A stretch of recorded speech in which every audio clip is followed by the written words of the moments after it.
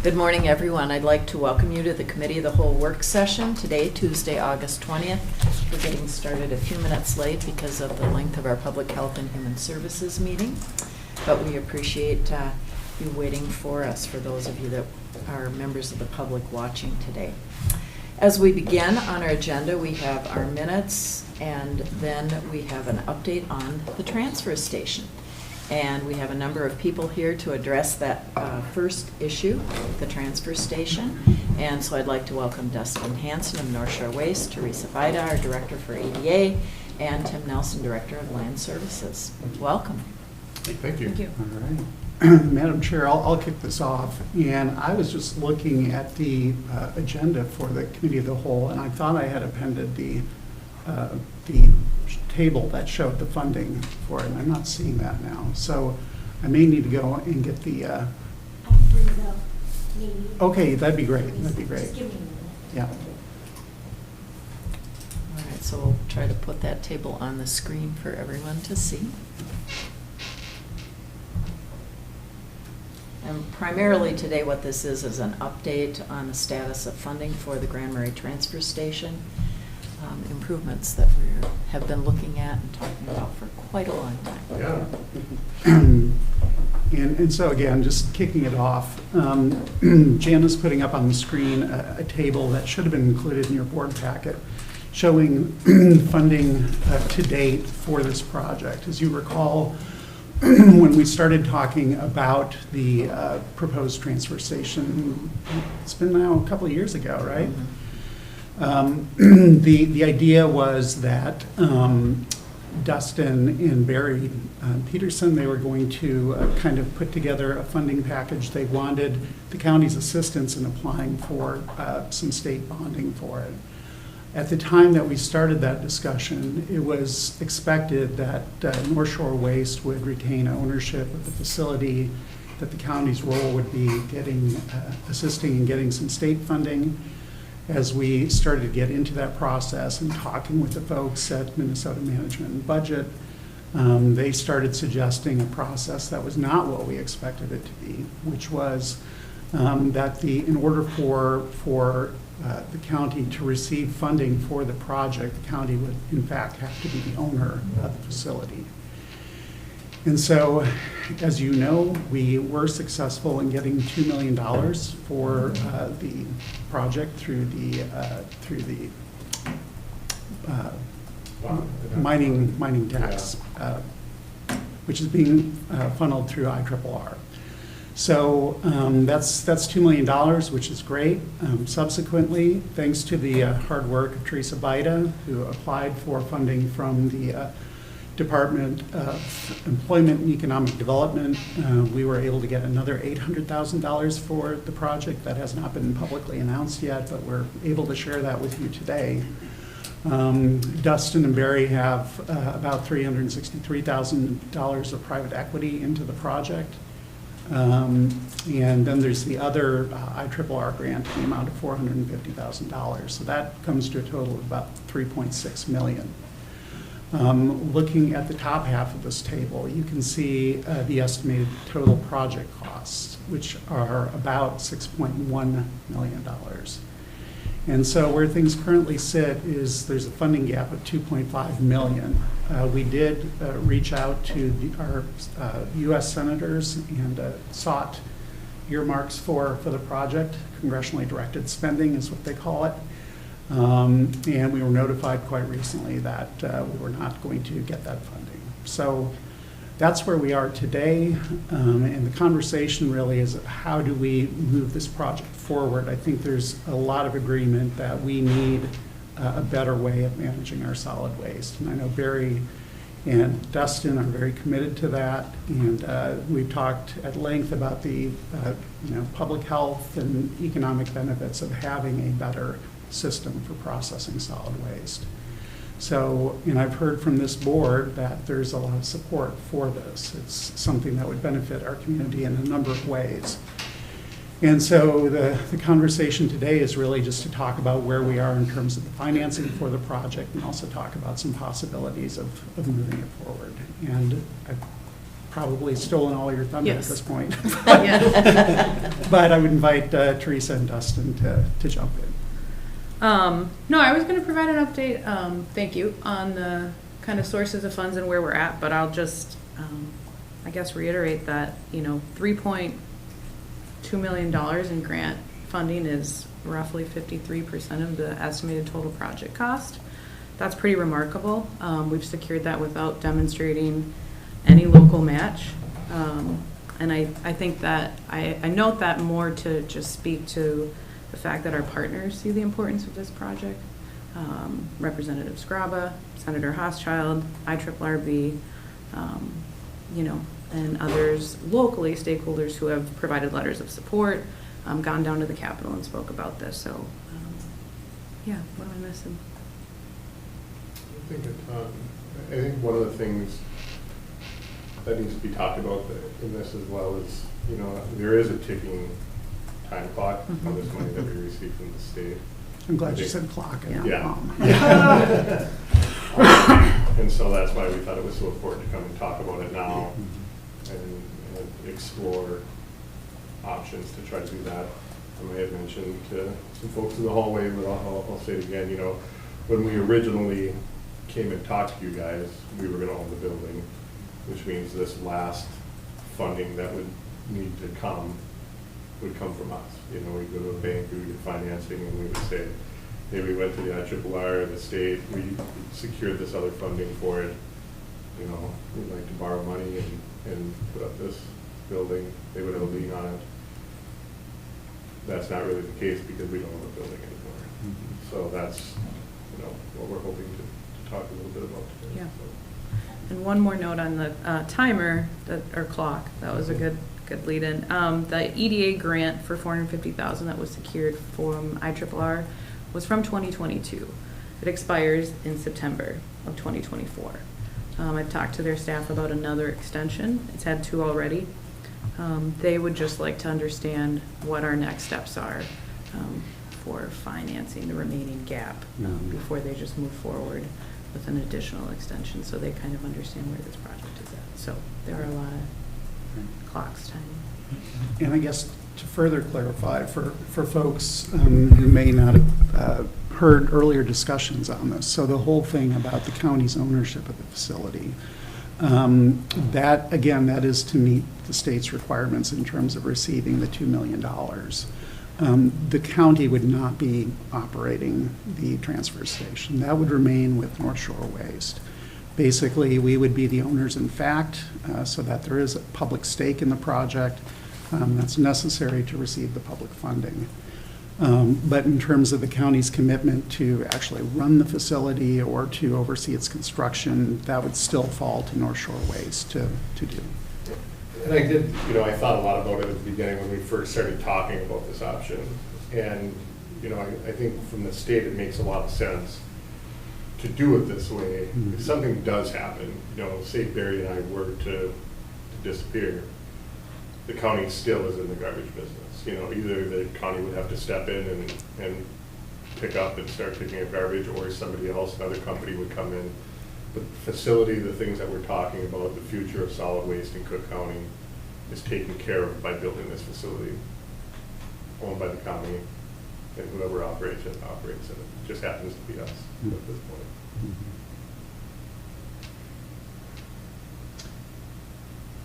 So we need to come up with 2.5, that's the bottom line, we need to come up with $2.5 million for this to continue. And in order to secure an extension for grant dollars, we need to explain where that is coming from. I think start communicating a plan of action of how we intend to close that gap. Yeah. So Tim Nelson, Director of Land Services, and I have had a conversation about the situation. We've talked about different options that would be available to us.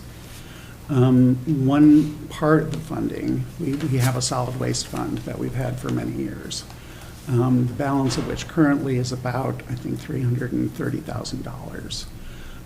We have used that line item to pay for the replacement of equipment at the recycling center. So when we need a new forklift or new bins or what have you, we've tapped into that funding to cover those expenses.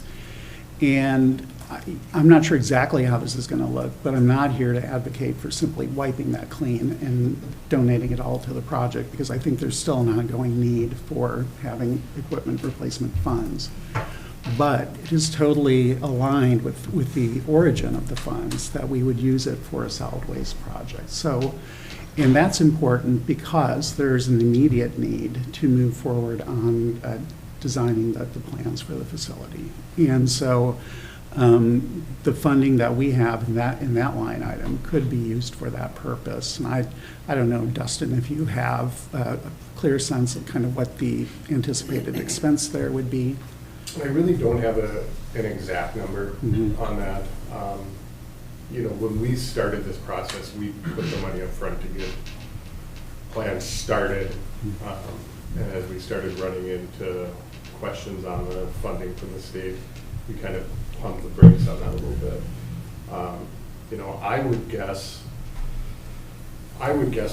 if you're going to get a complete set of plans, they're going to be a few $100,000 to have everything ready to go, shovels in the or ready for shovels in the ground. But I'm just kind of taking a shot in the dark. You know, some of the things that I think are important to talk about in this transfer station is that it's just kind of the beginning of the goal that we actually talked about.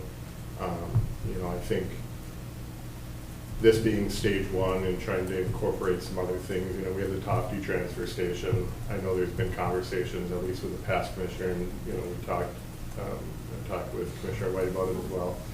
Overland doesn't really have a transfer station or anything out there. So kind of taking a step back and looking at solid waste in the whole county and saying, okay, how do we operate it and how do we fund that for the future, I think is an important thing for us to do at this point. What I don't want to do is start moving forward with this one thing and then a year later we're talking about the next thing and the next thing, you know. I think it's good to get everything out at the beginning. So I don't know if anybody has any thoughts or comments on the future versus, you know, just this single transfer station at this point. We had a good conversation, because some of it is for community to hear. This facility, is it going to have a space for, we have a recycling center. So the idea is to, down the road, move that operation to the space where the transfer station, or does the county upgrade what they have? We have a conversation yet about how that will work, and can we share it? Yes.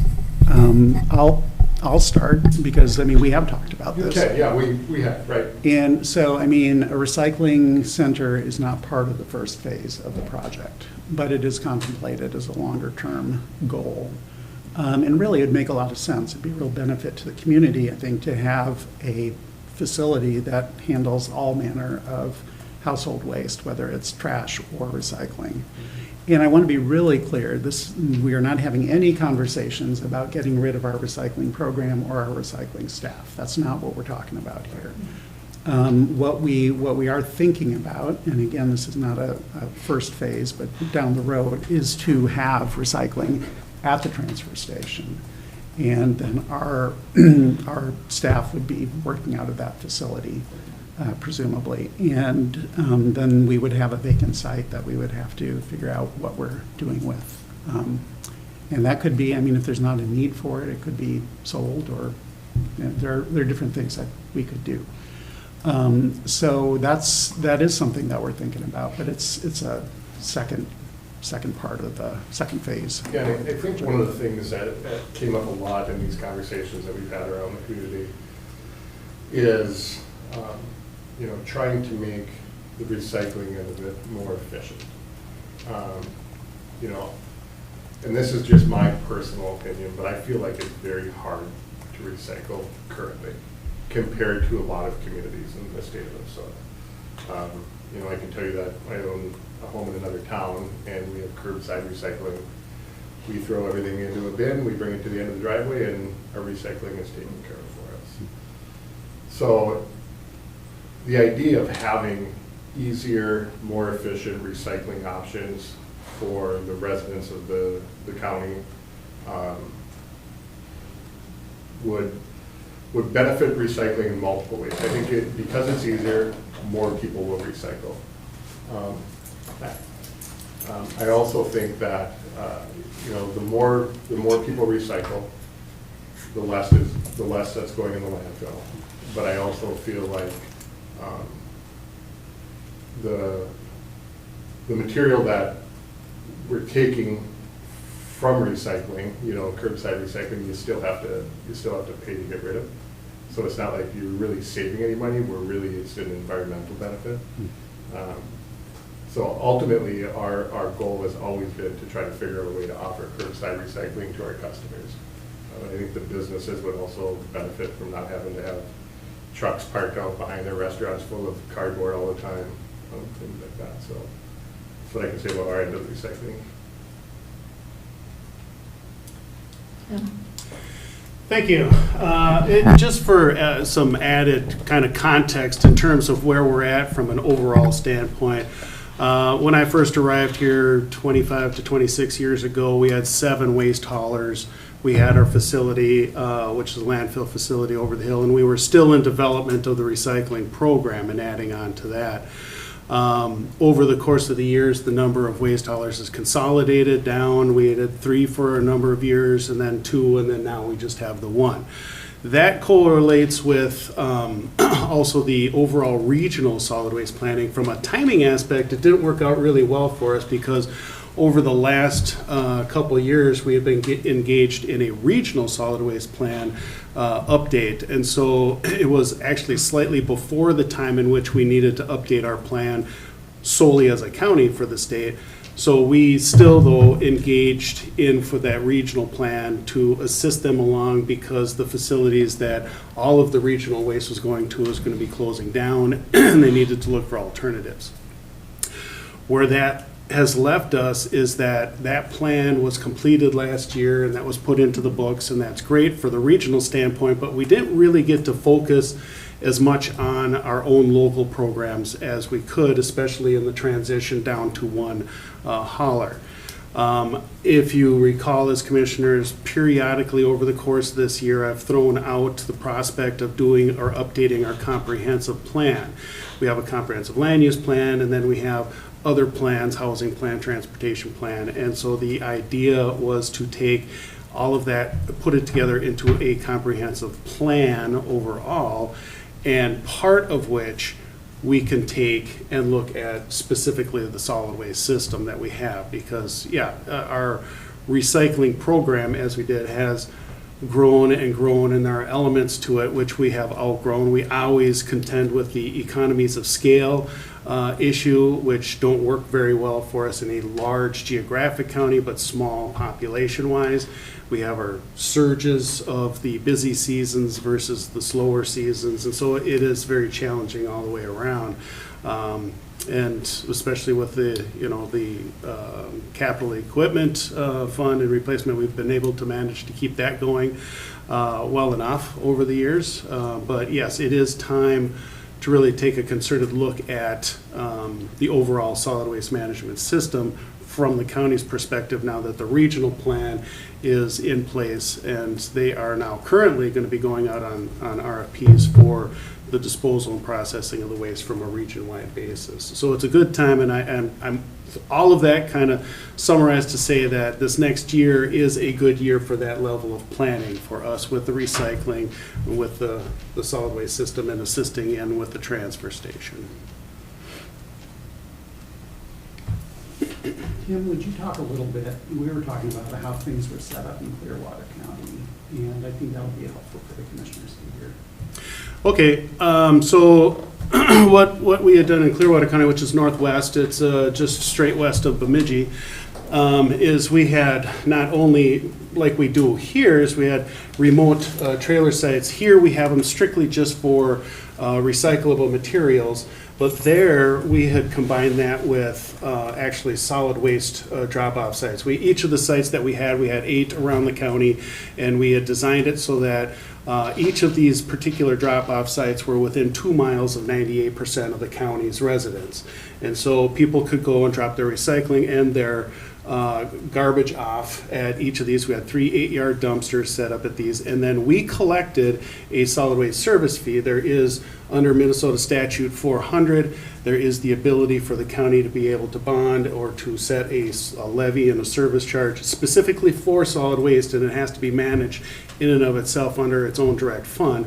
The current fund that we have now is not under that criteria, but if what we had done there is set up a specific solid waste service fee or management fee on the taxes, and then we took that in and we contracted it out to the waste haulers, and that paid for the collection of the waste, and it paid for the tipping of the waste at the facility that we could direct where it would go. And we were part of an incinerator complex in that location, and so we directed all of the waste to go to a specific location.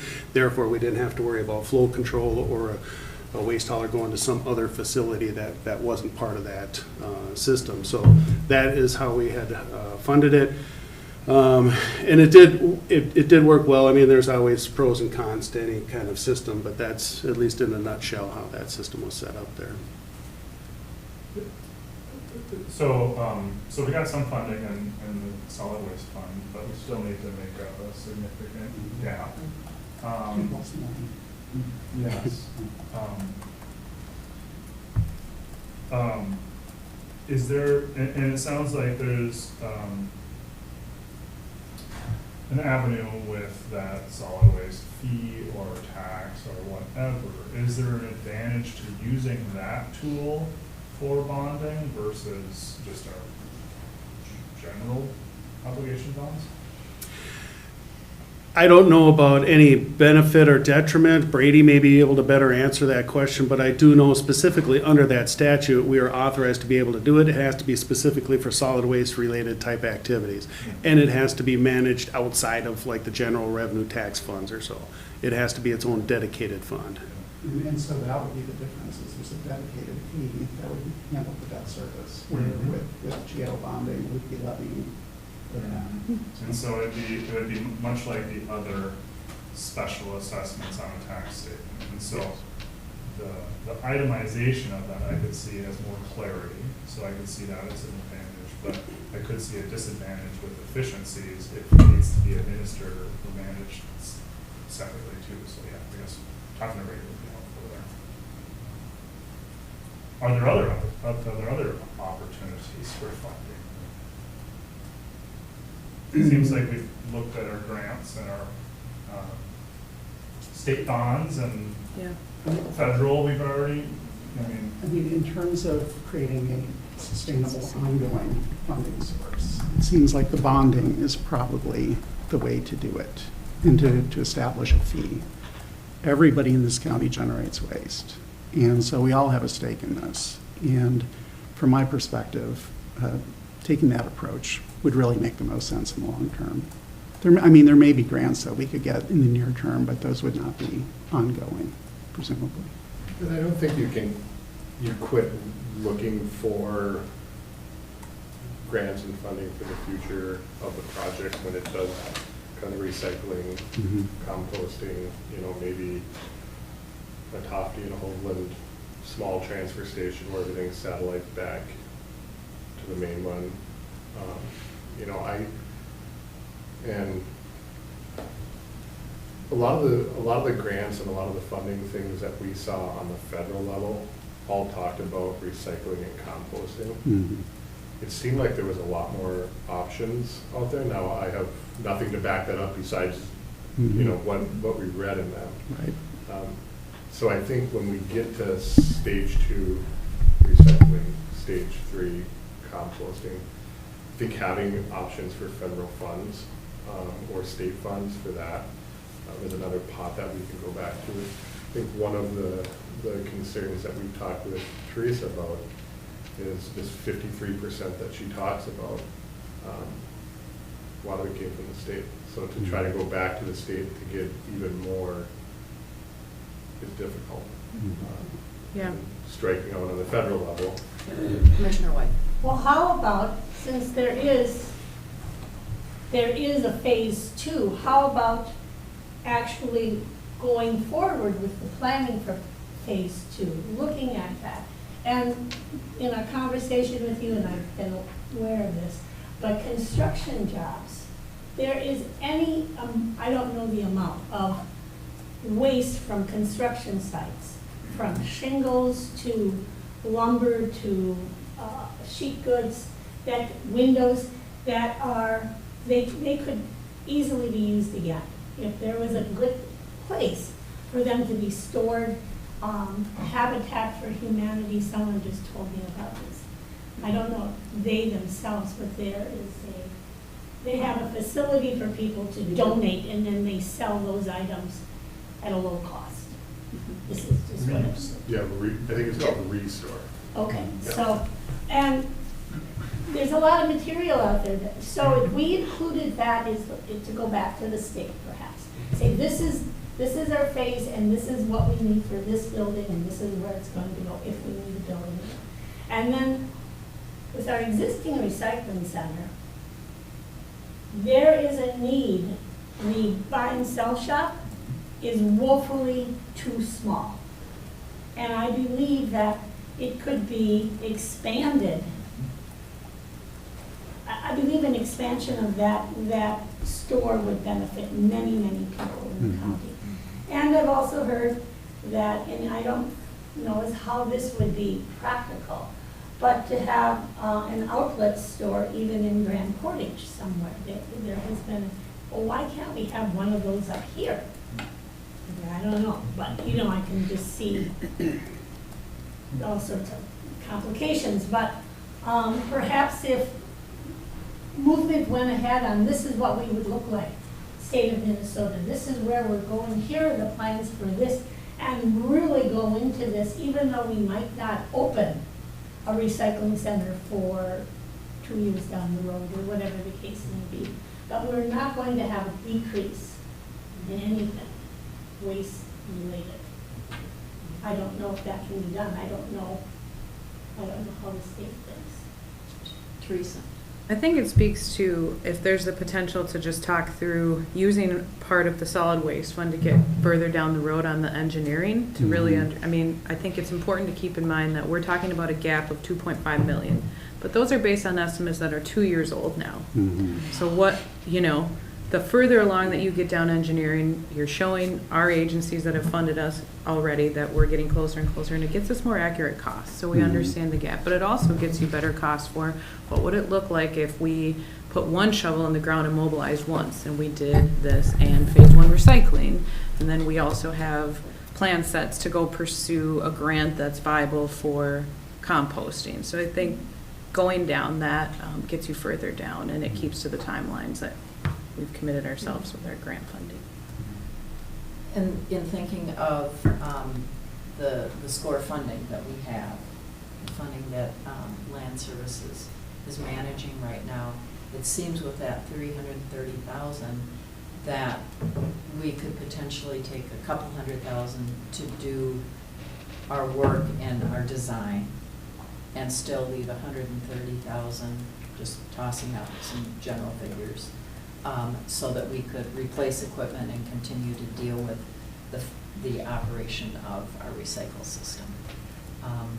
But I do agree with you, Teresa, that seems like an appropriate use of those funds. And the other thing we need to keep in mind is that waste is a function of government. It is our responsibility to do and provide if there is not someone else. And so it does come down to local governments looking at this. I would say most counties in the state of Minnesota do have a fee on your tax statement that is about waste. And so we would not be at all out of line. It would be different for us. It would be new. It would be a change. But that is something that most counties do. Commissioner. Question about that service fee and the levy authority. What % of the levy can we use for that? Do you know I mean, like for the EDA, we have a set amount you can go up to. What amount can you go up to for That I that? don't know. Yeah, the language is actually very broad. It doesn't provide for a cap limit on it. It just basically says, the fees for the management of solid waste, and it becomes, frankly, more of a political issue in terms of what the commissioners are comfortable with adding on to a level, because it's a special assessment. It's not, in with the general revenue. It's its own kind of fund. And this is where I want to understand what that can be used for. Can it be used for putting up a building? For, like we're considering, or is it for garbage pickup, which is what I think most people, if they saw it on their tax statement, is saying, well, I don't have to pay for my tax, because that's probably what they're going to think, and I think that will create some controversy in our community if we don't consider that and are clear on this. So, and knowing the amount, if we are to bond for $2.5 million, I don't disagree with using that money to do the plans, but we're still short at least $2.5 million Correct. for 2-year-old plans. So I'm gonna say put another $1 million on there. So we're still short. We don't have a solution, and I understand using that service fee to maybe help us bridge something, but I don't think that's gonna be a solution. So I don't know what else we're gonna do, but I wanna get back to that chart that was up there and just clarify in my head, because I I didn't see it. apologize for not getting that on the agenda. That's okay. Teresa sent that to me. and- I was just looking at it quick, and there was owner's equity there, private equity. Was that for the use of fund land acquisition, and the top line up there? So that's where that balance comes in. Yeah, so we purchased, obviously we purchased the property, but, we've been paying kind of all along for all the things to get done with the assumption that we were gonna own this building. We had wetland delineation done, we had soil boring done, we had plans put together, we've got a few. I just want to make sure, clarify in my mind and for the public's mind that you're not putting $363,000 into our building. No, I mean, that's money we've Yeah. already put in, correct, And yeah. so, and I'm assuming this makes it very complicated now that it has to be a county building. Right. So it'd be probably very difficult for you to go out to a bank and say, hey, I have this business and I have this great business plan, Right. but can you help me? Yeah, and the comment that I've had with that is, ultimately, if we were even able to go out and borrow money, ultimately that gets passed on to our customers anyways, right? So the people that are paying for garbage currently are gonna be paying that back anyways. I wish I had that money in my bank I could just write a check for, but it's not there. So the money either way gets passed on to the residents of Cook County, so. So I think this board needs to think about how are we coming up with $3 million? I mean, it's fine to say, we need to think have about to. garbage. I don't know what else we're going to do. We have to. But sitting here talking about, well, let's spend $200,000 and worry about the next one later, I don't know, I kind of think we need to make sure Brady's here, maybe we talk to Ellers. How are we gonna come up with $2.5 million? Sooner rather than later. Yeah, Right. Well, the of all our priorities going on right now, I don't know. That is the big A new question. building? That is the big question. The short-term need, that was Teresa pointed out, is we need to demonstrate to IRRR that we are moving forward so that we don't forfeit the $450,000. That's priority number one at this point. You're exactly right, Commissioner. I mean, we need to bring the Can't bigger stop there, picture into yeah. focus, but I mean, that's kind of the most critical need right now. And this is a start for them. And the money that's expiring in September is, I think they'd just like to understand what the county plans to do. okay. I don't think they'd be very comfortable if we just said, well, we're gonna try again next year for congressionally directed spending. Because that doesn't provide much assurance that, we're working now. If we said we are going to spend some dollars on engineering, so we have better estimates, we're going to engage Ellers with those estimates, and we're going to do X, Y, and Z, I think that's a very different conversation and would bring much comfort to them. And that's IRRR? Mhm. Tim, does $130,000 in that fund, if we were to allocate a couple $100,000 for engineering, does that leave you in a good position? Historically, I want you to kind of think back over the years. Yeah, well, that's a good question. I generally throw about 30 grand in a year into that as just replacement and keeping it flush. Some of the years, I actually, as I put, because I listed in the budget as just capital purchase, and then it goes into that fund, we'll buy the equipment directly off of that line item, and it doesn't go into the fund. So that fund is maintained at that level simply, because it's been an even amount going in. So 130 will get us through. It generally becomes an issue when we have some of the much larger pieces of equipment that we've had to replace, and we don't expect to have to replace those for several years yet, like the big horizontal baler and such like that. And we have used that fund to expand on the budget shop twice in its lifetime. And there's that debate that the commissioners at that time didn't necessarily want to compete with the other thrift stores that are in the community, and so we expanded, but we didn't want to like take over or compete directly with them. So that was a little bit of a concern at that point too. And it essentially pays for itself, really. We don't make money off of that budget shop. It creates enough funding revenue to cover its own costs. And it builds, I'm sorry. That particular facility is really, it's one of the most beneficial things that we offer for a segment of the community. Because not many people, both ways, they would never be seen in the bargain store, and other ones would like, I can't afford to go to the other one. It's just how it is. It's funny because my understanding is the other one's formed is because there wasn't enough capacity in the first one. Oh, But we don't want to expand the first one because the other ones are. there's plenty to go around because many of us take our recycling, our used things, good used things, down to Duluth because we know there's no place for them up here anymore. They just don't have, there's not enough space.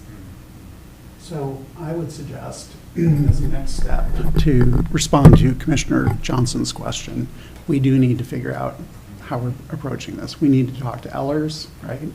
We need to figure out, what are the parameters of the financing or the service fee or whatever, the solid waste fee that you want to call it. How would that be implemented, and how would it affect our overall financial status in regard to financing other capital projects?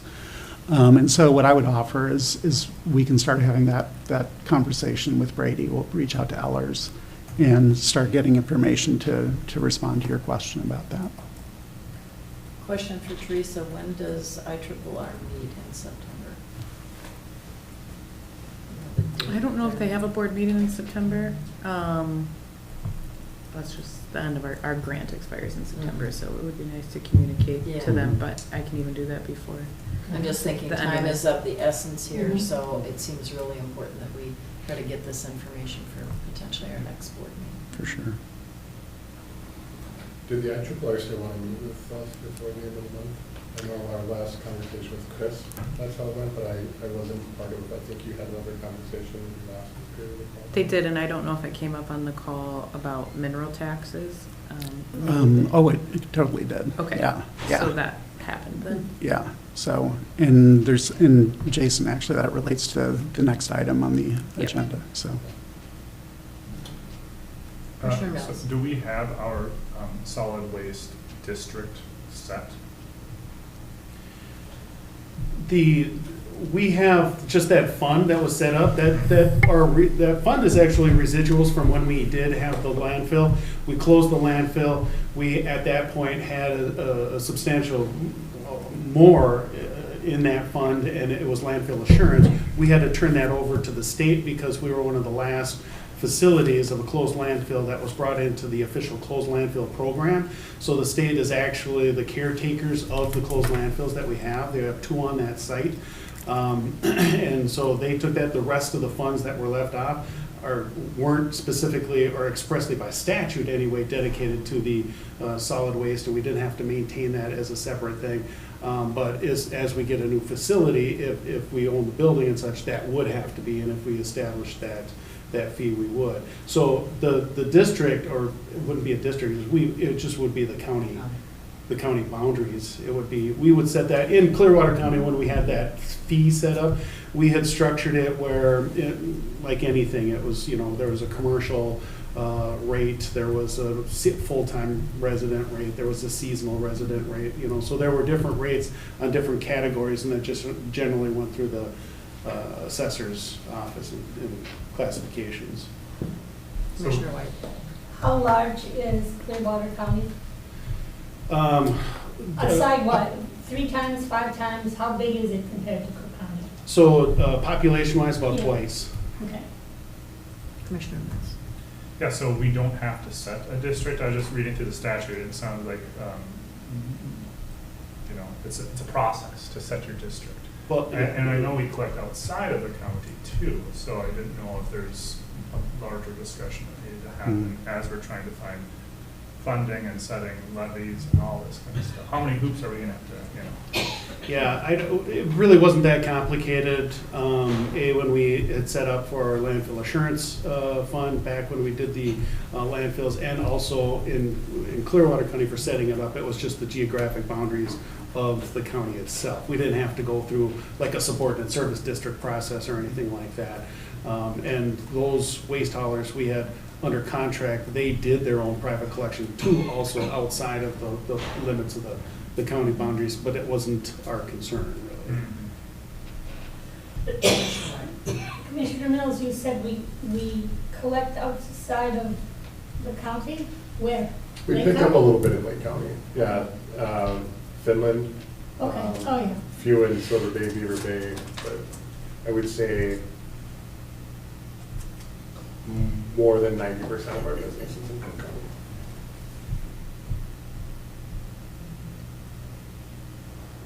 Yeah, it just looks like we need a petition to create the district, so I'm just trying to. Yeah, I think the funds that you guys are talking about are more, maybe a little bit different than Clearwater, where you were contracting to pick the garbage up.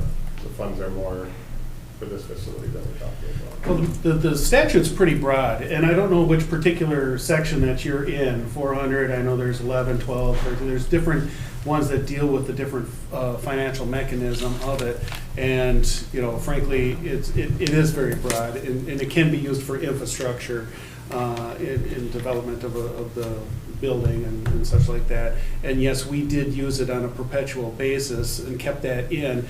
This may or may not be something that we do just to amortize it over a certain period of time and then it kind of goes away, or we maintain it to maintain a balance, but it just specifically has to be used for solid waste management And purposes. solid waste would also Include include recycling, yes, and composting, composting, anything, yeah. so, yeah, Sure. yep.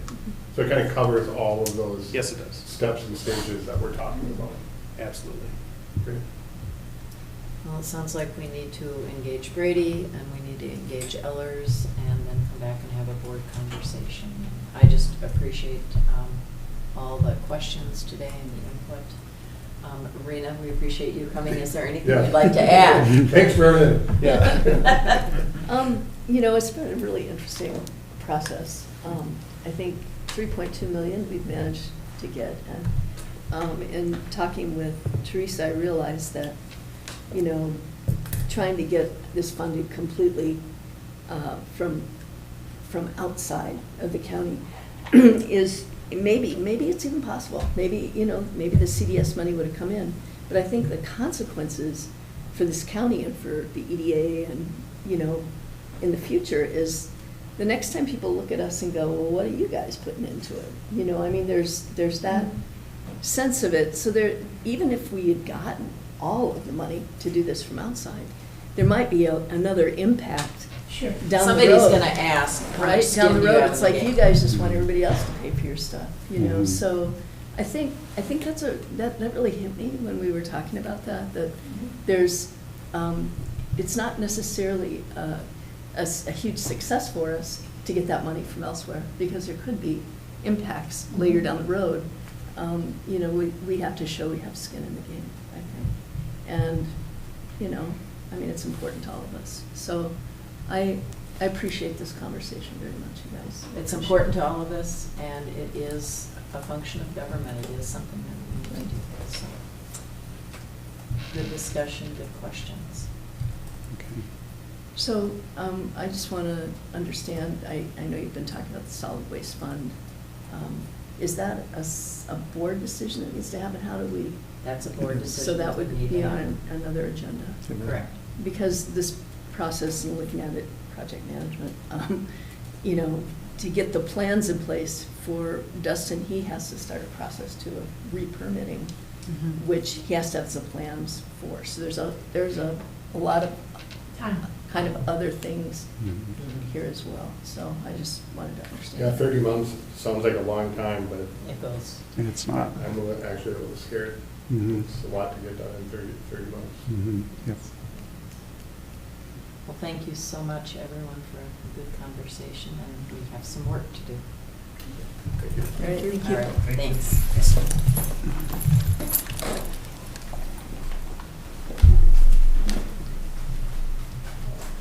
So the next item on our agenda is about state funding for the Harborview apartment improvements.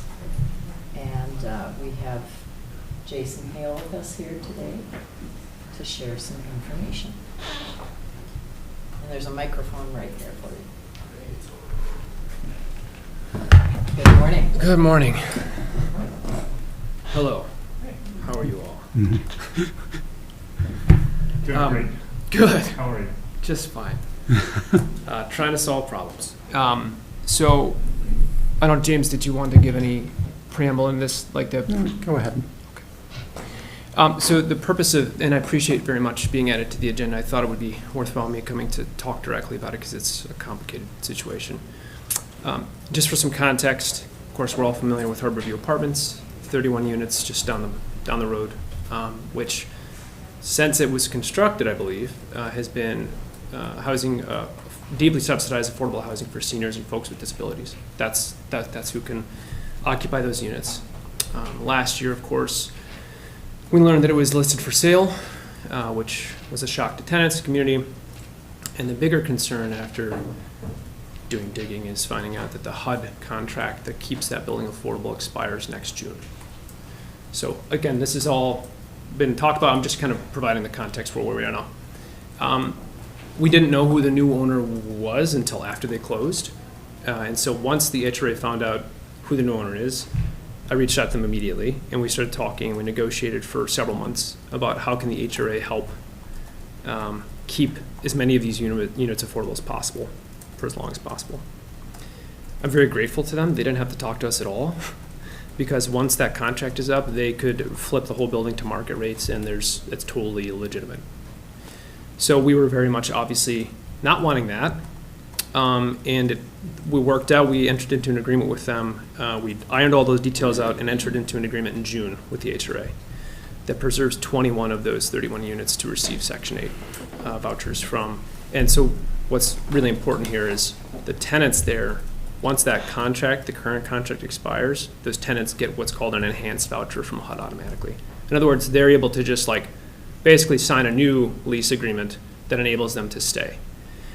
And I've talked to, I don't know how many people from that building, tenants and management and ownership, lots of questions and concerns. The owner, this is new to them too, so we're trying to navigate this. And when you throw HUD in the mix, it's not the simplest equation. But the understanding is, and the agreement is, I don't want to say straightforward, but more or less straightforward, in exchange for us helping them with some building improvements, which the tenants benefit from, and also equally important in my mind, keeps a building, the longevity of the building increases how long it's going to be here. In exchange for that, they're maintaining 21 of those units as receiving or accepting Section 8 for 12 years at least. that was what they were willing to agree to. And again, I know this is a broken record, but it's important for me and the HRA to continuously say that is not obligatory. And I'm just grateful that people are willing to make those concessions and work with us on those kinds of things. So today, the reason I'm here is because HUD, the deadline for the building owner to send out a letter to the tenants, there's a federal requirement, I don't know if it's a statute or what it is, but the rule is a year in advance of that building switching for the contract expiring, they have to send a letter to all their tenants that says, this is formal notice a year in advance, the contract is done, we're not renewing the contract, here's what to expect. So the HRA had to reach an agreement with them and solidify that before they sent that letter out. Because if we hadn't done that, in June, by the way, so the letter had to be sent out by the end of June for HUD's regulation. If we had not done that, the building owner would have, I don't know what they would have done with the building. Because they would have to have sent a letter that said, all of these units are going to be potentially market rate, because we don't know yet. And the other problem is, again, I've been fielding a lot of calls and understandable concern. Tenants that live there now before the agreement was reached were concerned like, well, where's my unit in this mix? How do I get assurances? I can't give them those assurances. All I can say is the agreement that we've reached.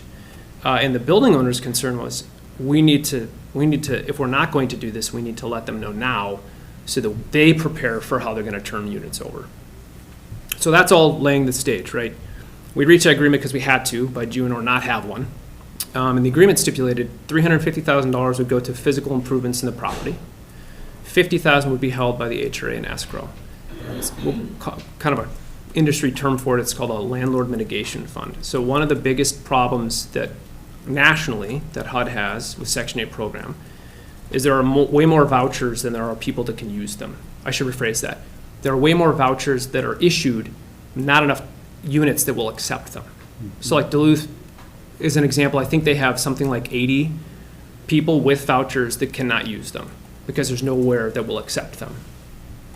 So we wanted them, obviously, it's convenient that they turn over automatically. Tenants can stay as long as possible. The landlord's intention after this agreement is to keep as many of those tenants in place as long as it makes sense for the tenants and the landlord.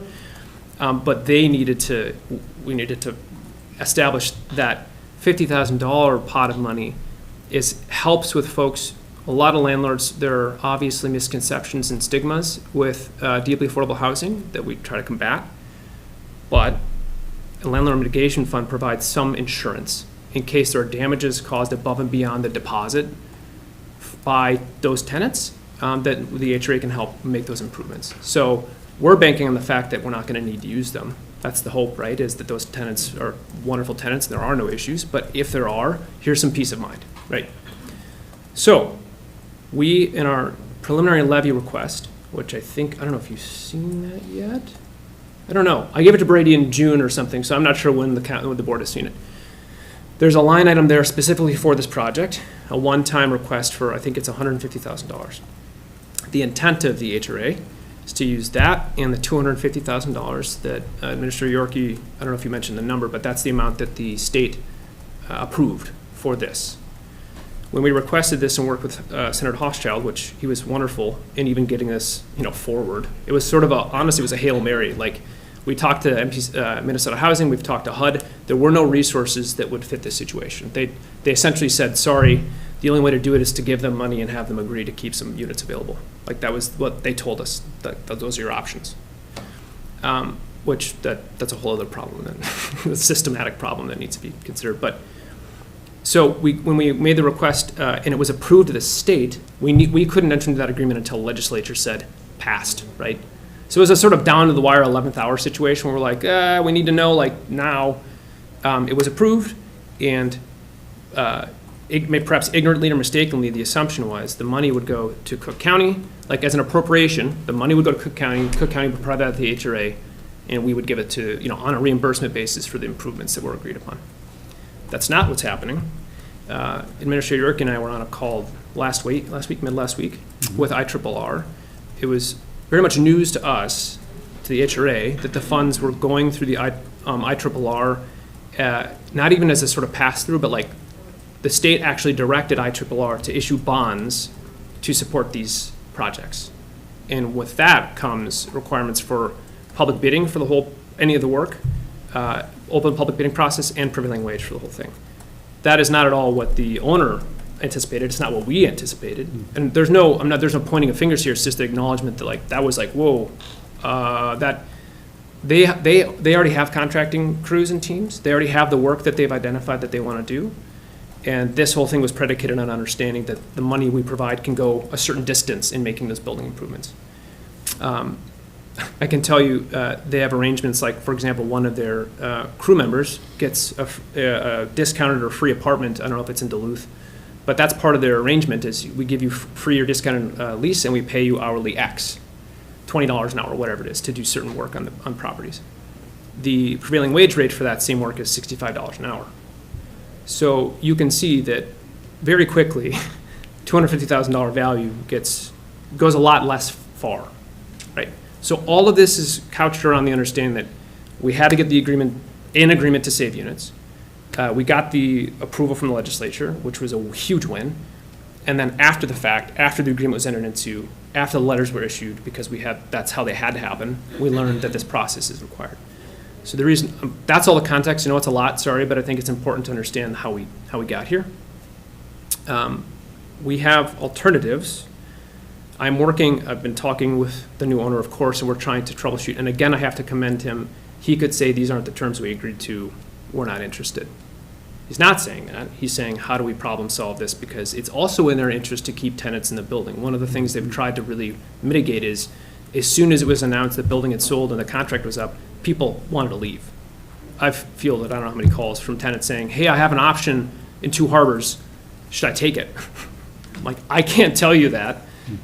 If you're really anxious about it, I recommend if you have a viable option that you're okay with, then do it.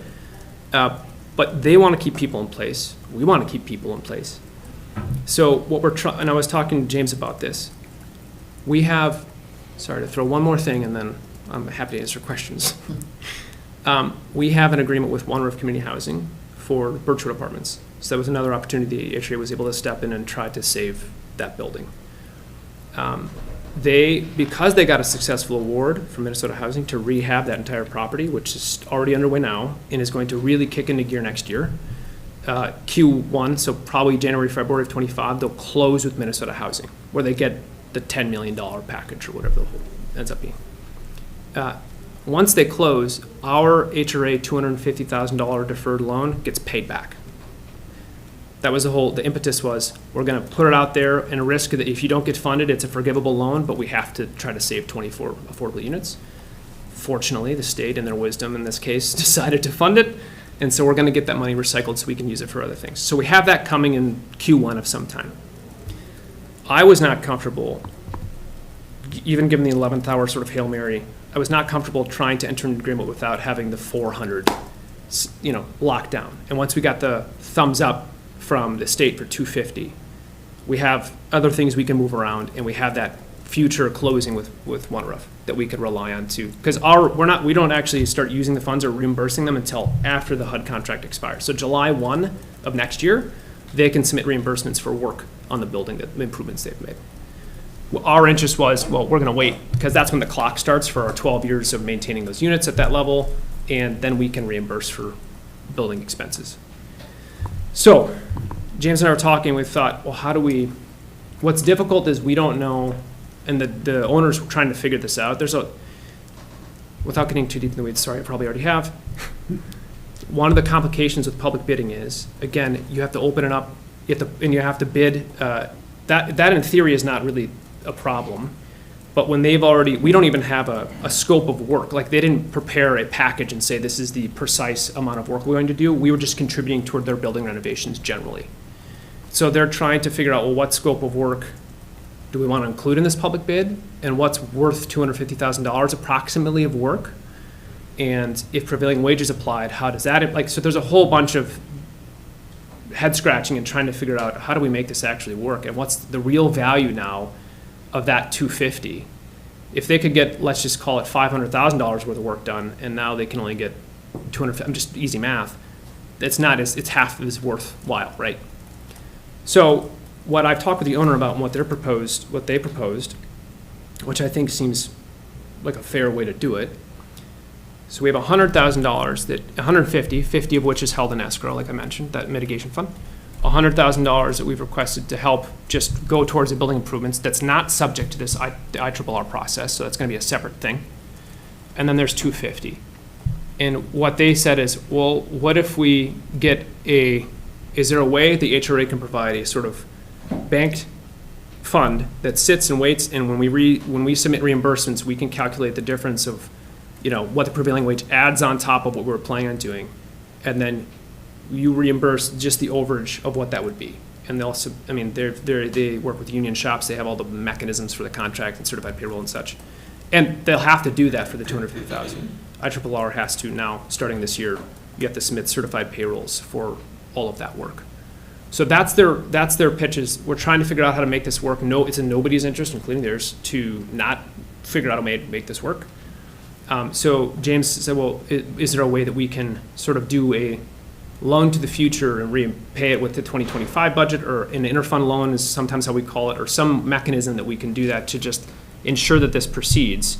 And then we can use the One Roof Community Housing to reimburse, like that loan that gets paid, the HRA will get that back. We can use that to reimburse these funds, or some of it comes from the levy or whatever. So I'm before you telling you the situation and open to ideas, questions, concerns, but I just wanted to lay that out there because they're committed, as long as we are, they're committed to work with us to figure out how do we make this make sense. It was a lot. It's very I complicated. thought you were gonna give us a problem. Well, I've had some sleepless nights over it, Dave. It's not a problem to you. I'm happy to hear it. Well, it sounds like you and the owner have come up with some solutions. Which is predicated on the county being comfortable providing some of those resources so that we can have, basically an insurance policy. It will dip into that. There's no question.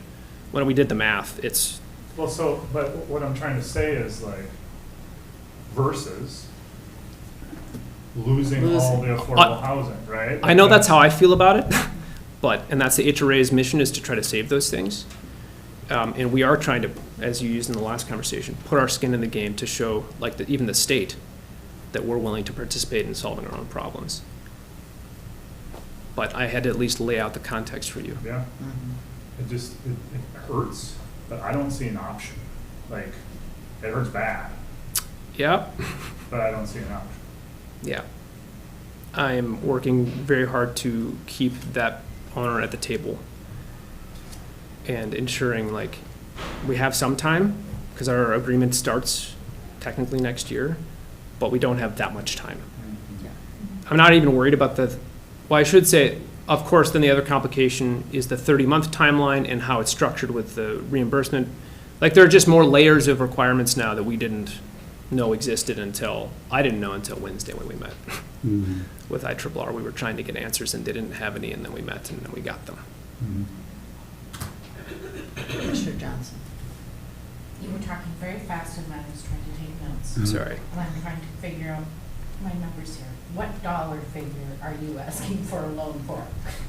What is the amount? What's the dollar amount? I don't think I said that, so fair question. You didn't miss it. I didn't say it. Yeah, sorry. So based on the math, again, we have 100 that's going in, 50 for the escrow, and then the 250, the way we're calculating it, I think if we did 150 as a set aside. 150. Yep. Yep, well, but that's in addition to the levy. We already had the levy request for 150. So it'd be a total of 300, 150 for the overage, and 150 we were already hoping to put into the project. And if the board in December had not approved that preliminary budget request of 150, we would have relied on the One Roof Community Housing closing. And of course, we'd rather take that money and there's already another project that's asking for. Yeah. There's always another thing. There's plans for that. Yeah. So. Yeah. Well, there's not. We haven't committed those funds for anything, but there are no shortage of opportunities to use that to help other projects. No. Is there a state statute we can levy on seasonal properties just for our housing? That's what I would love to see happen at the state. We're talking about that. That's a discussion next year in. Yep. That's why we are sitting here Yep. trying to figure out how to come up with this, because it'd be a pretty nice solution, I think. Yeah. Whatever, like, second home if it's not homestead, and it's not trying to punish people with second homes, but it's the reality of the problem they're contributing to unintentionally. You get to have that. Yeah, you can keep it, But it's also going to help we need contribute. that in a different area, so Yep, help us out. yep, and of course, the second homeowners aren't thrilled about it, but by and large, there's support for that conceptually. There's a tremendous amount of Yep. support. Yep, that's just time. Jason, I just want to say thank you to you Yeah. and also to the owner that we're still having this conversation. Because, I mean, those units, if I were the owner, I'd probably just say, you know what, this is too much hassle. Goodbye. I was legitimately concerned that that would be the case. Yeah. And I don't so, believe that you would, but. Yeah, I don't know that you would as a person, I but mean, you know, it's a not real the positive. easy thing to do. But Looking it's- at it from a business standpoint. which is Yeah. what it is. It's an investment for them. Right. Sure, but Right. there's clearly something beyond the return, right? There's clear in their intentions. Yeah. I mean, if it was strictly about return, they probably would have said, appreciate your interest. We're going to reinvest and flip it, so to speak, and get as much as we can out of it. Mhm. But there's also, this is the case with all the projects we do, mitigation of risk has a monetary value that's hard to place. So being able to keep all of those units full or most of them full is a risk mitigation tactic, and they're willing to maybe get less rent if they know they have a stable, I mean, the tenants there, some of them have been there for a long time. Mhm. And that's good for an apartment owner. Mhm. And so they also they're trying to, I mean, nobody likes this situation. HUD doesn't like it. The tenants don't like it. We don't like it. But it's, you get lemon, what are we going to make with it? And Lemon pie? Yeah. Isn't that the same? sure, yeah. But I'd also like to remind us all, we'll be sitting here 12 years from now with the exact same problem, if not worse. Yeah, potentially. Probably worse. Unless we talk We need to do to something. St. Paul and say you need to change the rules. About the second home ownership? Or coming up with a solution for how do we have a society that is not Yeah. up here and down here. Yeah, the difference is growing stark and stark. And I'll say that I won't name names, but I have calls, of course, with colleagues across the state.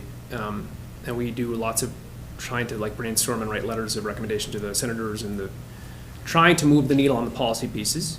And a couple of them have shared in these groups like that their HRA owns some buildings that are the contracts are about to expire. And because of the deferred maintenance and the cost to get them improved and what's actually approved for reimbursements, they're considering turning them into workforce or market rate housing because the numbers just don't work. And nobody's happy about that.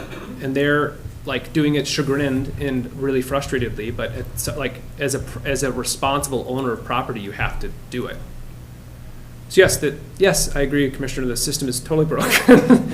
And we need to figure out how to do it and these are the kinds of things, to your point, locally, I really appreciate the community stepping up and trying to figure out what we can do locally. There are some systematic, large-level problems that are national, much as in the state of Minnesota, that our policymakers really have to start figuring out. Yeah. But we're going to do, nobody else could help us with this particular issue, so we're locally trying to figure it out. Well, we know that we need to look at this 150K. We need to know that through AMC, we need to do our part to really push legislation for next year. So we have some work here in the county and work outside the county that we need to do. Amen, yeah. And Chair, I have an email out to IRRR. There were some questions after our meeting, of course. And to be fair to them, they didn't ask for this necessarily. They were directed by the state, this is what you have to do. And they just don't have all of the answers. And we have a deadline, I think, is it the 30th? The 30th, and I was going to mention that. Yes. Yes. Yeah. So, yeah, surprise. Yeah. So, yeah, we just found this out last week. So on your agenda next week will be a resolution to authorize the receipt of the funding from IRRR or the submission of the application, which will enable us to be reimbursed for this project and the transfer station. Right. So that's the sleepless nights. We have till the 30th to finalize that. We get the resolution in, and as the IRRR staff have said, like, there's no question about whether or not you get the transfer station money or the funding for the housing. State, like, they have to because the state mandated it through law. But we can't get it unless we submit the application. And I'll say that I'm trying to work through a litany of public bidding questions when we don't have a defined scope of work like there usually is. Like if we had known that this is the way it would manifest, I would have totally differently approached this, but we didn't until Wednesday. So we're doing a lot of trying to catch up and get some answers. But because I'm not sure what the outcome of those answers is going to be, I'm trying to be extra cautious and say, so we have 150 in our budget already as a request. Can we look at 300 and then look at ways that the existing things can reimburse that? But my primary concern is to make sure that we have it covered so that the owner doesn't walk away. And we'll have to go to the HRA board and make an amendment to our agreement that talks about how whatever solution we come up with. But I have to figure it out in the next 10 days or so. We're so glad that we got so much time on this. Oh. Yeah, hurry up and wait, I guess. Any other questions about this generally? Just thank you for dealing with it. Oh my gosh, yes. The other thing we learned last week is that IRRR expects to do the bonding in November, and that starts the 30-month clock. Correct. Okay. And oh yes, thank you. I didn't know whether or not that would be an issue. I explained that to the owner.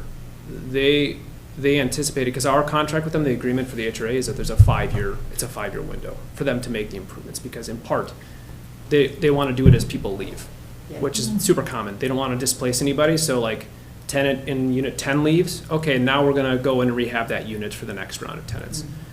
Obviously, they can't do that if there's a time clock, at least not in the staged way that they anticipated. So it's just another thing. One more thing. Any other questions or generally? Thank you. Thanks Yeah, so much. of course. Thanks for giving me the time. Like, We appreciate it. maybe this isn't a helpful thought exercise, but I'd like to think about if we hadn't formed an HRA, where would we be? Yeah. What would be happening with those apartments?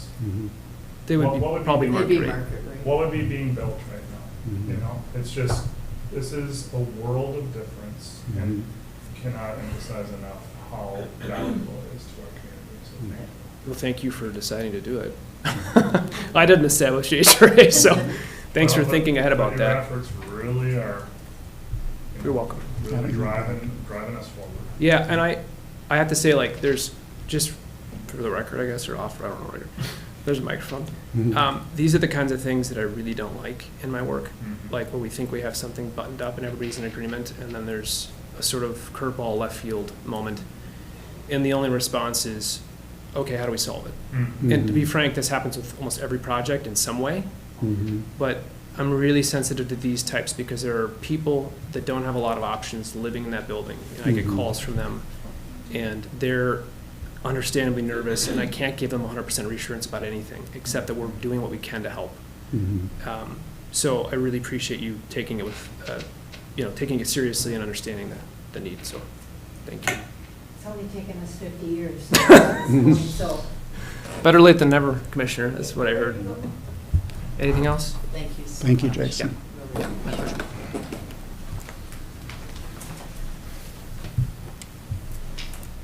Item D on our agenda is tax forfeit land disposition, and Assessor Thompson is here to speak with us this morning. I was looking back at my notes and we've spoken about this numerous times, but it brings me back to February of 2023. Yeah. So- A lot has happened since then, right? Absolutely. With Tyler. Yeah, it's been a while. Thank you guys for having me today. I did put together just some packets which include the 6 parcels that, we had talked about at one of our regular meetings, where the state statute now, based on the Tyler settlement, is going to require the sale of these 6 parcels. So this is just, nothing we can really do about it. It's just some information for you guys to look at. The first one here is parcel 250540104. This is a parcel up in a subdivision in Tofty. We currently have it assessed at $84,500, 3.5 acres. There is a HOA lien filed against the property, and I did attach that as one of the attachments behind that page. Effectively, the HOA has filed a lien because the county hasn't been paying the dues on that property, which includes like snow plowing and maintenance. So that, I believe we'll be able to put on as part of the seller's fee as maintaining that property, as if we had just been paying those dues the whole time. So, you know, the sale of these properties is going to be handled in the auditor's office. My understanding is that these have to be offered at the estimated market value for a period of 30 days. If there is not a sale at or above that asking price at the close of the 30-day window, they can be listed for a minimum bid, which is what would be required to make the county whole for the taxes and fees and interests that were accumulated on the property. So there is one property here, or maybe two, that, you know, unfortunately, the statute, from my understanding, is going to require that we sell these properties. Unless the state of Minnesota withdraws some of these from the sale, and I'm not sure that they have the authority to do that. There's a parcel here that it's the second one after the one in Tofty. It's parcel 510152205. That is, it's technically, we have it in our tax software, our system, as one parcel, but it's two non-contiguous polygons. And, you know, I did talk with Neva Maxwell and Land Services about this parcel, and, you know, it definitely would have some challenges depending on whether or not there's wetlands there, whether or not you'd have enough, you know, area to meet setback requirements for any kind of development. So it's really just one of those odd parcels that we'd prefer not to have out there, with two non-contiguous, and either one of them is a standalone. I don't believe meets that minimum requirement of 2 acres for R1 zoning. So I'm going to talk with Neva, and I'm also going to check with some of the people at the state of Minnesota to find out, you know, is this something that, because it's a non-conforming parcel, for the county to go and list it and sell it at public auction, it creates kind of a problem. You know, maybe it wouldn't sell because if it doesn't have any development potential, it's just not going to have any value. So if a property goes to the minimum bid and does not sell, then it would go into being managed the same way properties are currently managed under the tax forfeit 282 statute. So, you know, then it could go through any of the existing 282 statutes we had prior to the Tyler decision. The last parcel is in town, 800601801.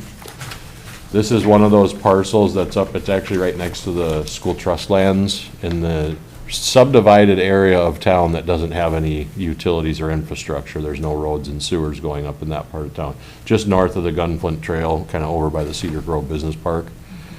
So there's platted out, you know, subdivided type lot and block breakouts, but there's no utilities up in that area.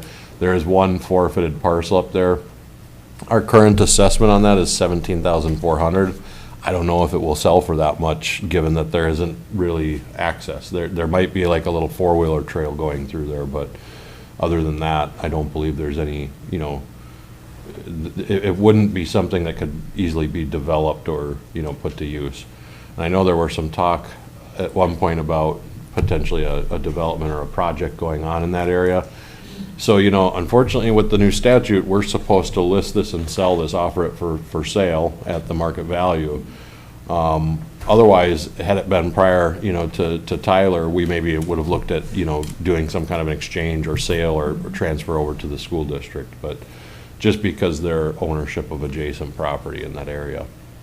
So this is just, I wanted to put these together, these parcel reports on the ones that we know we're going to have to sell. These fall into that category, the time frame that we have to put these onto the market and offer them for sale at a public auction. I will be putting together similar information. I know we've talked about this, you know, leading up to Tyler, and then kind of creating a flow chart of the desires that, you know, we're trying to maximize the potential of these lands.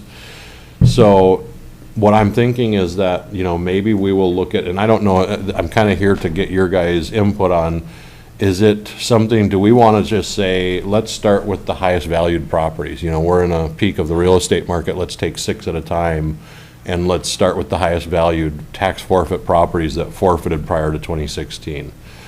Any of the properties that forfeited prior to June 2016 that we still currently have held in trust, they do not fall into this category that they must be offered for sale. We can continue to treat them and manage them under the existing 282 statutes. You know, if we wanted to harvest timber, we can do that. If we wanted to put it up for auction and sell it into the public, we can do that. Or if we see a need like affordable housing, you know, any of those initiatives that the county had kind of labeled out or numbered as priorities, we can still continue to do that with some of those parcels. And we certainly have some parcels with a lot of potential. I mean, we kind of perused through the list a couple years back and just, I mean, I know there's 120 acres off the Caribou Trail. There's a large chunk of land down in Tofty off Highway 61, and there's all kinds of parcels like that that we can, you know, put to a good use. And, you know, a lot of them may end up just like these, going to an auction, getting back into the tax rolls, and there will be revenue generated from those that will still be managed under 282.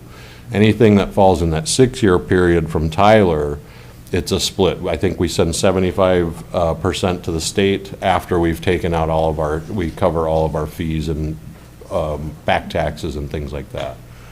So there's not going to be a whole lot of revenue out of these 6, but when we start working our way through that list, I think there was, what did I name, 70 or 60 some, 70 some, that would remain.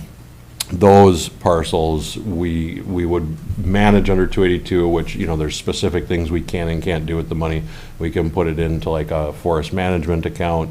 From there, it goes to different, it's allocated under statute to specific uses. So, yeah, roughly 75 on top of these 6. So now some of those I do know, you know, they're going to end up being like a roadway that, you know, so they subdivided off this land and this road ended up having a tax bill.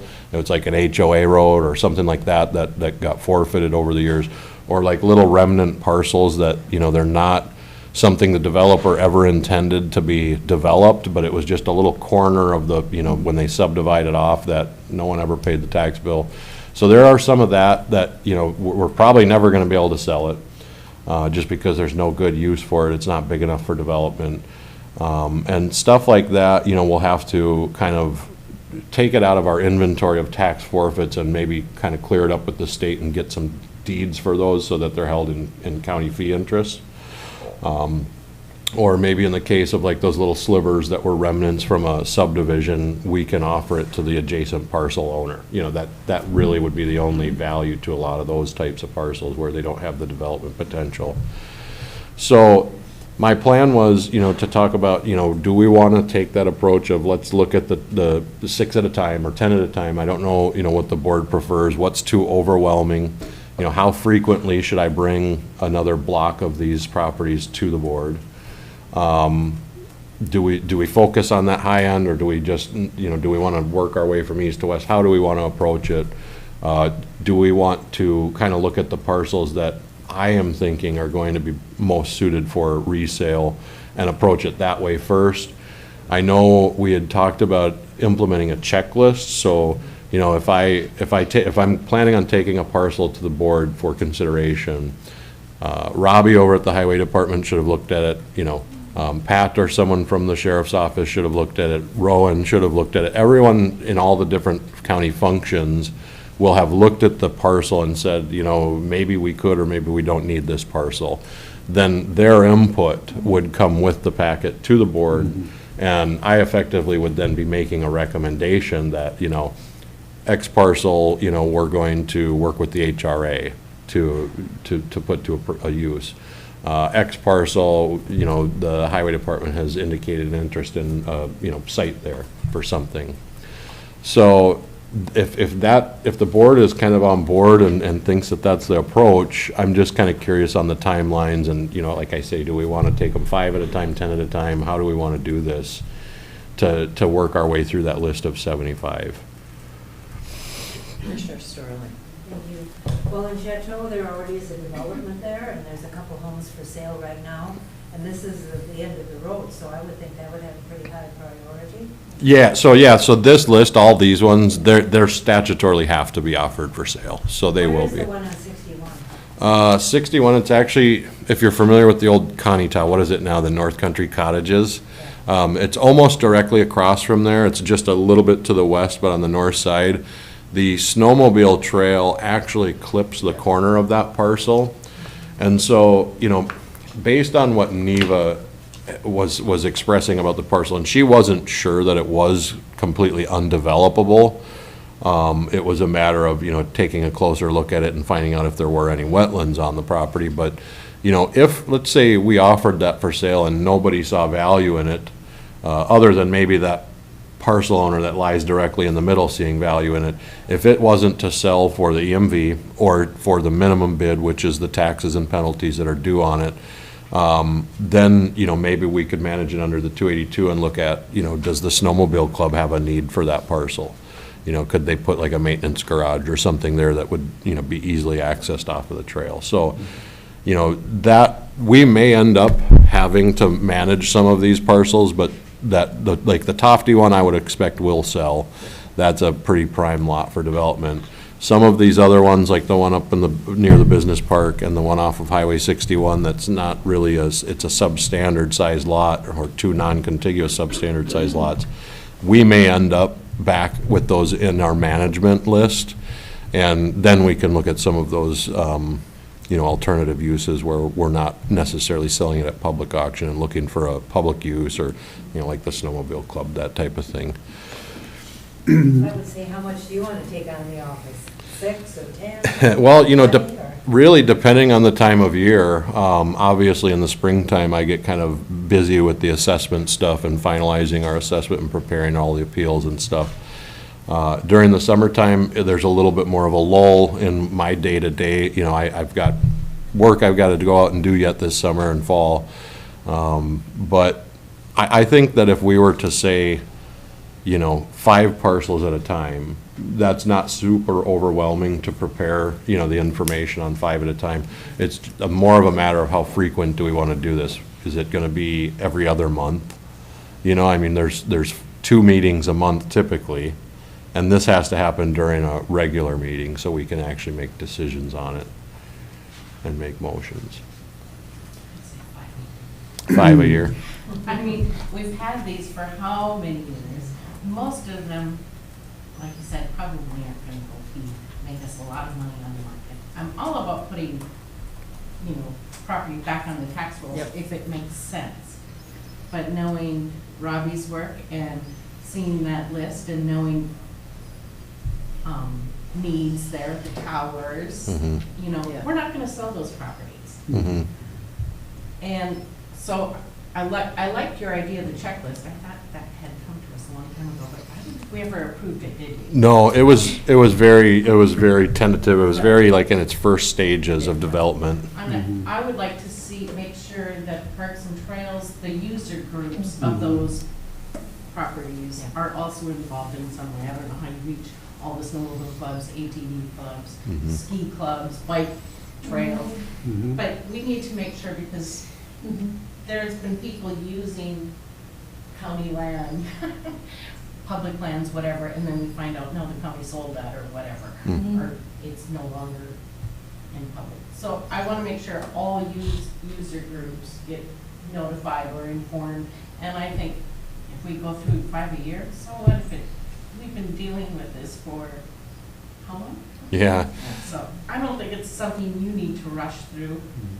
I would like to see some priority given for parcels that you recognize would be opportunities for housing. I think to be working with our HRA is a way that we get extra bang for our buck. We're providing housing for our community and getting things back on the tax roll. And so kind of through that lens is where personally I'd like to see a priority. Commissioner Mills. I agree with the housing, and I agree 100% if you can check with Mitch Travis too, about the user groups he's needed this time. Yeah. I think, but getting back to what Director Nelson was talking about with our comp plan, this all would fit very well into our comp plan and help us make decisions. So whether that's room for another transfer station up in the east end or the west end or whatever, these kinds of bigger, I think, picture things need to be taken into consideration, but housing is what comes to the top for me too. Just to clarify, so when is this, what, the timing of this, when does this happen? These properties have to be offered for sale. It says by the county auditor, and they have to be offered for 30 days. I'm not sure that they set a deadline here to have these sold by, but I think it says just to have make a good faith effort to sell the properties forfeited during this time frame.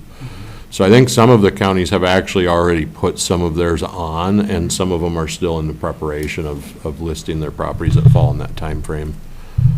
So, so this year yet is what we're hoping for listing, or?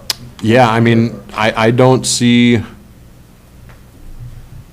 a deadline. It says participating counties must make a good faith effort to sell all properties that forfeited within the applicable time period and remit a portion of the proceeds as established in the section.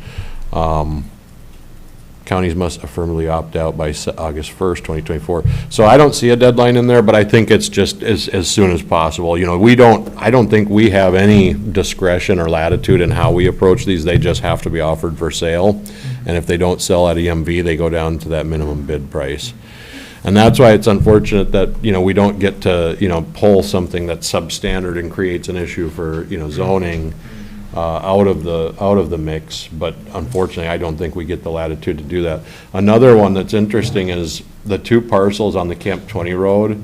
They were forfeited by the same owner, and one has Camp 20 Road access, the other does not.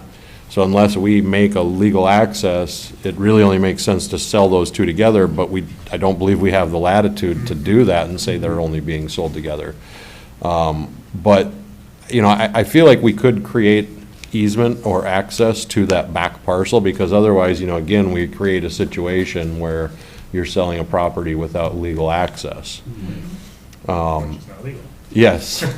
So that, you know, it seems like it would be in our interest to create that access across a parcel that's also being held in trust under the tax forfeitures, to create that legal access under the authority of that. The state is technically the owner right now.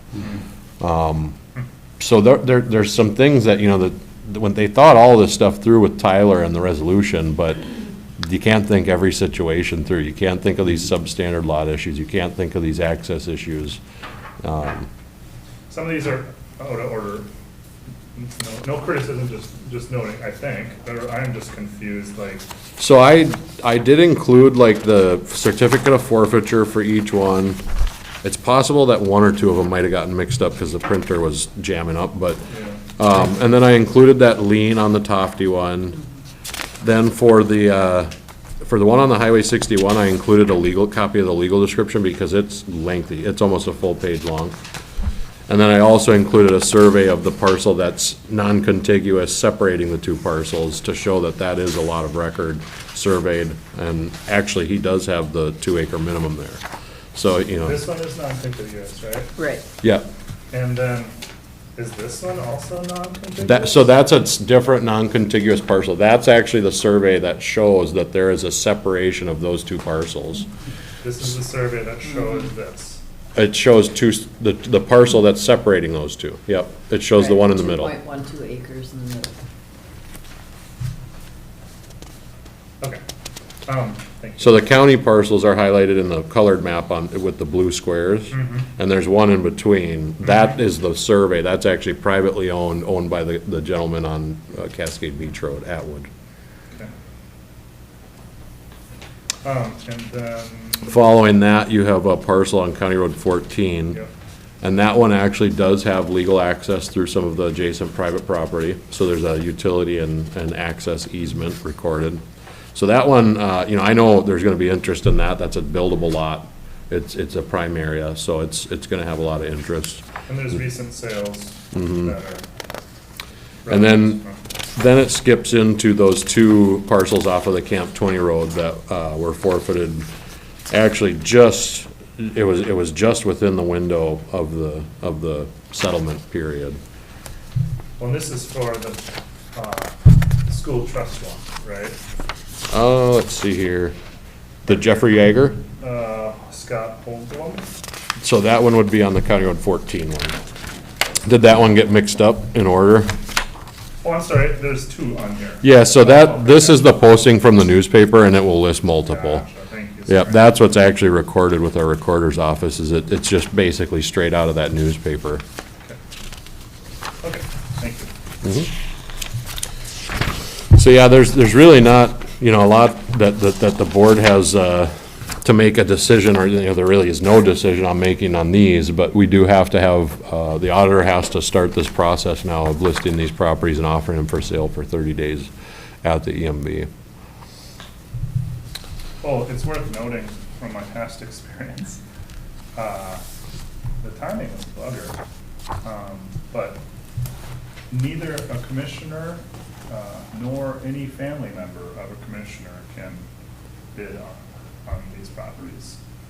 And it might extend up to staff, or I forget what all the. I believe it's all county staff, Staff. all county employees Yeah. are removed from the bid. Including families, or is that only for? I don't know how far that extends. I know think it's for it's commissioners. county employees and probably significant others, Yeah. I expect. Yeah. Grandparents. Cats, dogs.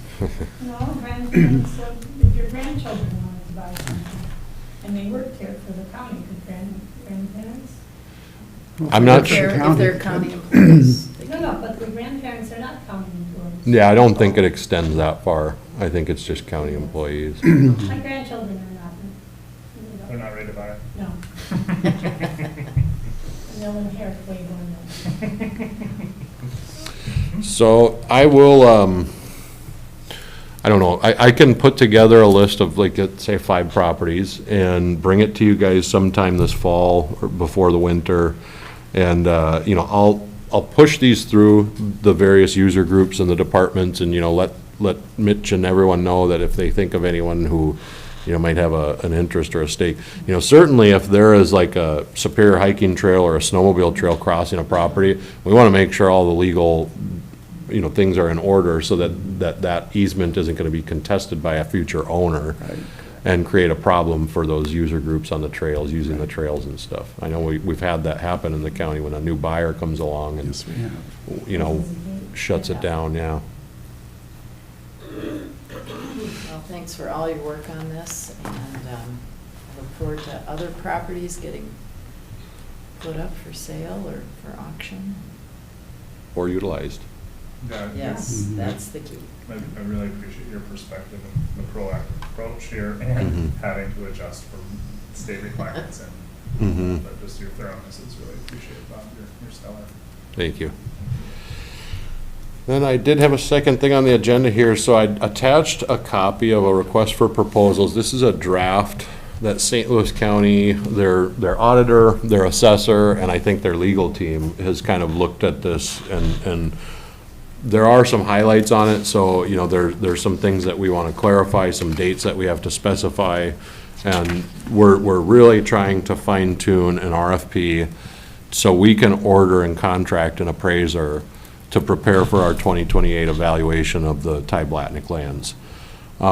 We met in Two Harbors last week, the county administrators and the assessors, and we got to a point in the assessors group where, we have been preparing basically mineral ownership maps on GIS so that we can say the feds own the mineral interest in this area of the boundary waters. There's private interest in the boundary waters, and then there's a lot of state interest in the boundary waters. But in order for an appraiser to accurately, value or establish the, the value to the rights of the minerals that the feds do have in that land, we started with that process. We've been working with, or talking with John Vegan, who is, a semi-retired appraiser out of Duluth. He actually was working on the 2008 appraisal with Steigerwald. And, we had kind of just preliminarily, I set actually aside some money in the 2025 budget to allocate for a 2028 appraisal. We're going to chip away at it each year, so it's not one big hit on 2028 or 2027 budget. So we initially thought maybe $200,000 to contract this appraiser and mineral experts. John had been talking with some appraisers and some of the mineral valuation experts, and they said we should probably plan on budgeting a little more. You know, depending on the scope of work that we're laying out in this RFP, if they have to contract with a couple of geologists and mineral valuation experts, you know, everyone's gonna want a chunk of the money, and it could be, you know, in excess of $500,000. So, you know, there's a lot of things to consider. I know we've talked about them in this group, but I think the direction that the group decided last week was, let's wait till we get some bids, and then we have to bring it to the board. We're gonna continue to allocate and budget some money for 2028, and then when we get this RFP, we'll come to the boards and say, hey, is this something that there's an appetite for? Are we willing to spend, you know, $160,000 would be about our share, $170,000 if we split it 3 ways. Is that something we're willing to drop on an appraisal to basically, you know, have in contrast to the boundary, what the federal appraisal that they're still going to do? It's not that this appraisal will replace that. Right. It would just be something that we would have in comparison to theirs. I don't know, is there any thoughts or questions? I mean, that was kind of what we had decided, is that we don't know anything until we know what the bids come in at. I think we need to see the bids, but then we also need to keep in mind that the money that we're receiving after a determination is made is for a period of 10 years. So when you look at that $160,000 or whatever it might be, that's over 10 years, and we need to think about it over 10 years. One thing I'll add regarding the conversation we had last week is that, you know, each of the 3 counties has a different amount to lose if future appraisals come back in a bad way. In the most recent, you know, when the Secretary of Agriculture reconciled the final reconciliation for our current payments, St. Louis County lost almost nothing. Their payments were almost flat. Cook and Lake counties in the original 2018 appraisal lost a lot, and that was partly restored. The reconciliation came back at a better level than the reappraisal that was done last year. But we have more to lose than St. Louis County does. And so part of the dynamic is how much is it worth pursuing our own appraisal? How much do we have to gain over those 10 years? We could do our own appraisal, and there would be no guarantee that it would put us in a better position against the Department of Agriculture. It would I think it would almost certainly help if we had something that said, look, we think your appraisal's flawed, and here's our own that paints a different picture. But again, nothing's guaranteed, and in terms of how the cost is shared among the 3 counties, that's another thing, because as you know, Kevin Gray, the administrator for St. Louis County, said, you know, we're with you, we're partners in this, but I mean, he pointed out, you know, we're pretty much fully restored here, and so he was signaling that their appetite for doing this is less if the cost is significant. And so what the cost share would be among the 3 counties is very much an open question. Right, and I do have some of the numbers. So in the final determination based off Orion DeFranco, was that St. Louis County will be losing less than $13,000 a year. That's like 1/7 of their budget, of their levy for '24. Lake County is standing to lose in the final reconciled determination $335 a year. So that's, you know, $3.3 million over the 10-year period. And that's 2.7% of their 2024 levy. Cook County is $296,000, so $2.9 million over a 10-year period. You said And 7/1000 of their budget, but it's probably like 7/1000 of 1% of their yes, 7/1000 of 1% of their budget, and ours is 2.36% of our '24 levy. So, you know, obviously, we did we made up a lot of ground from the original 2018 appraisal. That first one that came through, that there was all the, you know, we had a lot of upset people, that we were originally going to lose 750,000 a year, 7.5 million, which was 7.4% of our 2019 levy. Lake County would have lost 1.3 million a year, so $13 million over the 10-year period. That's 12.6% of their levy. And Lake County St. Louis County originally would have stood to lose 252,000. So they were in the boat that we are now in. And, I did get that sentiment from St. Louis County that, we've talked about Thye-Blatnik and how it's a unique payment. We should be very grateful that we got a PILT payment laid out. It's like a tax-like payment. There's only one other program like it in the country. So the appetite for St. Louis County to, push the issue when they're not standing to lose so much is deteriorating. Their commissioners fully understand all of the implications and what putting up a fight means. So we're in good shape. I mean, the assessors, when we talked with and sat with Twin Metals or Big Rock Exploration, they're talking about the mineral value that's in the ground, could exceed $13 trillion.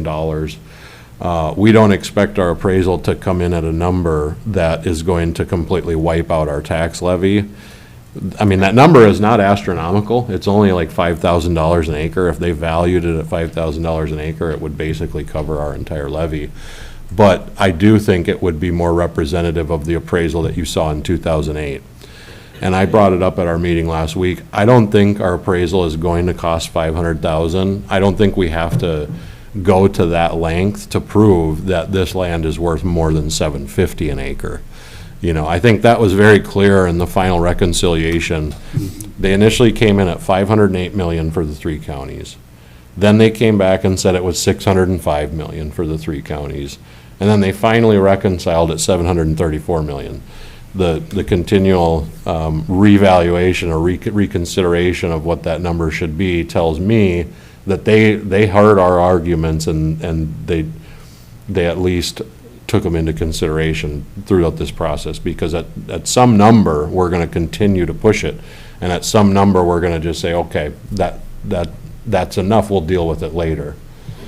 So, who knows, if we do contract and get an appraisal and it comes back at $2,500 an acre, that would be great news. It would also be something that we could make a very compelling argument to the Forest Service, that, hey, your appraisal at $800 or $900 an acre just is not reflective of what somebody who wanted to sell this land would take for it, or what somebody who was thinking about buying it in an investment group. They wouldn't just say, okay, the timber's worth this much, we're going to buy it for that much. They're going to look at all those other little things. The mining is going to be the biggest draw. I mean, Twin Metals has spent over $400 million on less than 5,000 acres with all their legal fees, permitting, all the different things that you can tally up is over $400 million. And we got a valuation of $734 million on 1 million acres, nearly. I mean, the numbers are just, they're really eye-popping when you consider it. And that's where I think some of that caution comes from St. Louis County, is that, hey, if this amounts to them paying us $20 million, Congress will catch on to it real quick. I can remember sitting through so many Zoom meetings and hearing the lack of qualifications of a mineral experience. So if we pick somebody out, you can't find somebody in Minnesota, you have to go out west where they have the minerals. And if there's a list of folks out there, they're not going to be a lot, but we would have control of that, where we've listened to the feds and we've had all these amounts come in. But I think, from my perspective, one more chance to finally have somebody who has more experience than what they give us. Yeah, and in reality, whenever it comes down to litigation, I mean, I'm always talking about like small Minnesota-based tax court type things. Having an appraisal is the golden ticket. I mean, effectively, what I've noticed from the Minnesota tax court is that if the assessor says it's here and the appraisal says it's here, they're going to come somewhere right in the middle, and that's how they resolve it almost 99% of the time. So I think that an appraisal is well worth the money spent. When you talk about the potential of losing $7.5 million over a 10-year period, I mean, imagine if we had truly lost 7.5 million, what we could do with that if it was just handed over to us in 2028, you know? So I think if we're investing, you know, 150,000 or so, it's well worth it. And 2028 is unique because we only plan to budget for that in about a 3 or 4 year period. Now, if we're looking forward to 2038, we can spread this out over a 10-year period, and the impact to the budget isn't going to be as significant each year.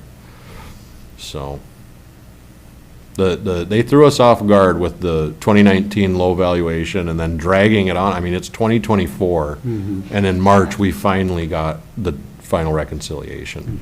Yeah, I was gonna ask, do we wanna wait until 2028, or do we?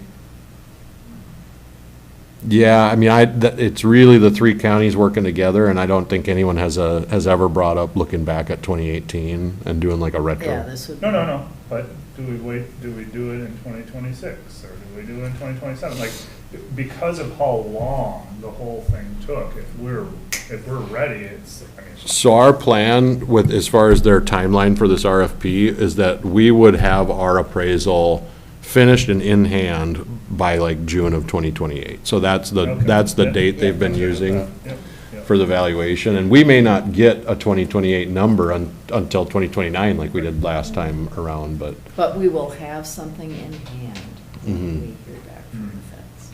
Evaluations every 10 years. So. Yeah. And another thing that I had mentioned in this meeting, you know, because we have got the ears of some of our congressional leaders out in Washington, and you know, they have all expressed some concern with the Thye-Blatnik funding. And I think that if there was a little pressure, not so much on Thye-Blatnik, but the Forest Service appraisal process. Congress has the ability to direct, you know, the Department of Ag and the Forest Service. Back in the early 2000s, the Bureau of Land Management went through a lot of scrutiny on their appraisal process. And Congress actually ordered them to get a report, have the Appraisal Foundation, which is a nonprofit, do an analysis of the process and give advice and give opinions on how they can make it better. And they wrote up a lengthy report on how you know, they were undervaluing properties that were in interest of the federal government to obtain, and if they were trying to compensate somebody for their land, or if they were trying to exchange, they were overvaluing federal land. So, and there was too much involvement in the process of the appraisal with that Bureau of Land Management. They actually recommended creating a whole separate valuation division, and they do have mineral valuation experts in that division. And it's just curious to me, you know, like the two silos of government don't operate the same. The Bureau of Land Management and the Forest Service and Department of Ag are operating completely different in their valuations. So, you know, that I think is something that might be worthwhile, is some pressure on the appraisal process of the Forest Service. I mean, I know that the Forest Service wouldn't necessarily like going under the scrutiny, but I do think that there was a little bit of direction given to the appraiser that made that resulted in the outcome we got. They said the minerals don't have any value. Don't give value to the minerals effectively in that first appraisal. So I do think that, you know, a group like the Appraisal Foundation, if we kind of gave them some information, you know, as far as what we observed in the ordering of this appraisal from the Forest Service, the results, and just some of the complete omissions in those two appraisals we got, I think they would say, yes, this should be looked at closer. I think we also have to remember that in Congress, we have a great representative from the from the western part of the country. I stood at the corner of the Capitol hearing them talk about all of their forestry requests and all of the stuff out there, and they say, boundary waters, what's that? We don't know what that is. We got to be in their face to say, we are as important as your forestry is out west. And in our case, we're more important, but they each have their own areas, and it was 80 of us standing there. You know, understanding each other was the main thing. Yeah. It's very interesting. I mean, I've been doing more digging here and there kind of throughout the whole process, and I read the letter that Thye-Blatnik sent to Washington recommending that they withdraw acreage from the boundary for the U.S. or for the Superior National Forest. And, you know, what the letter said was that, you know, we've offered this land up and no one from the public wants it. It's not good farmland. It's not fertile. And so they started talking about, you know, let's preserve this as a wilderness and a roadless area. And when you read through some of that stuff from like the 40s, it was like 1941, I think, it's super interesting. And now you're thinking about all these mining conglomerates that are surrounding, you know, effectively bordering the boundary waters. Just how much things have changed. I mean, precious metal prices have gone up. Do we need them? We need them for the future, so.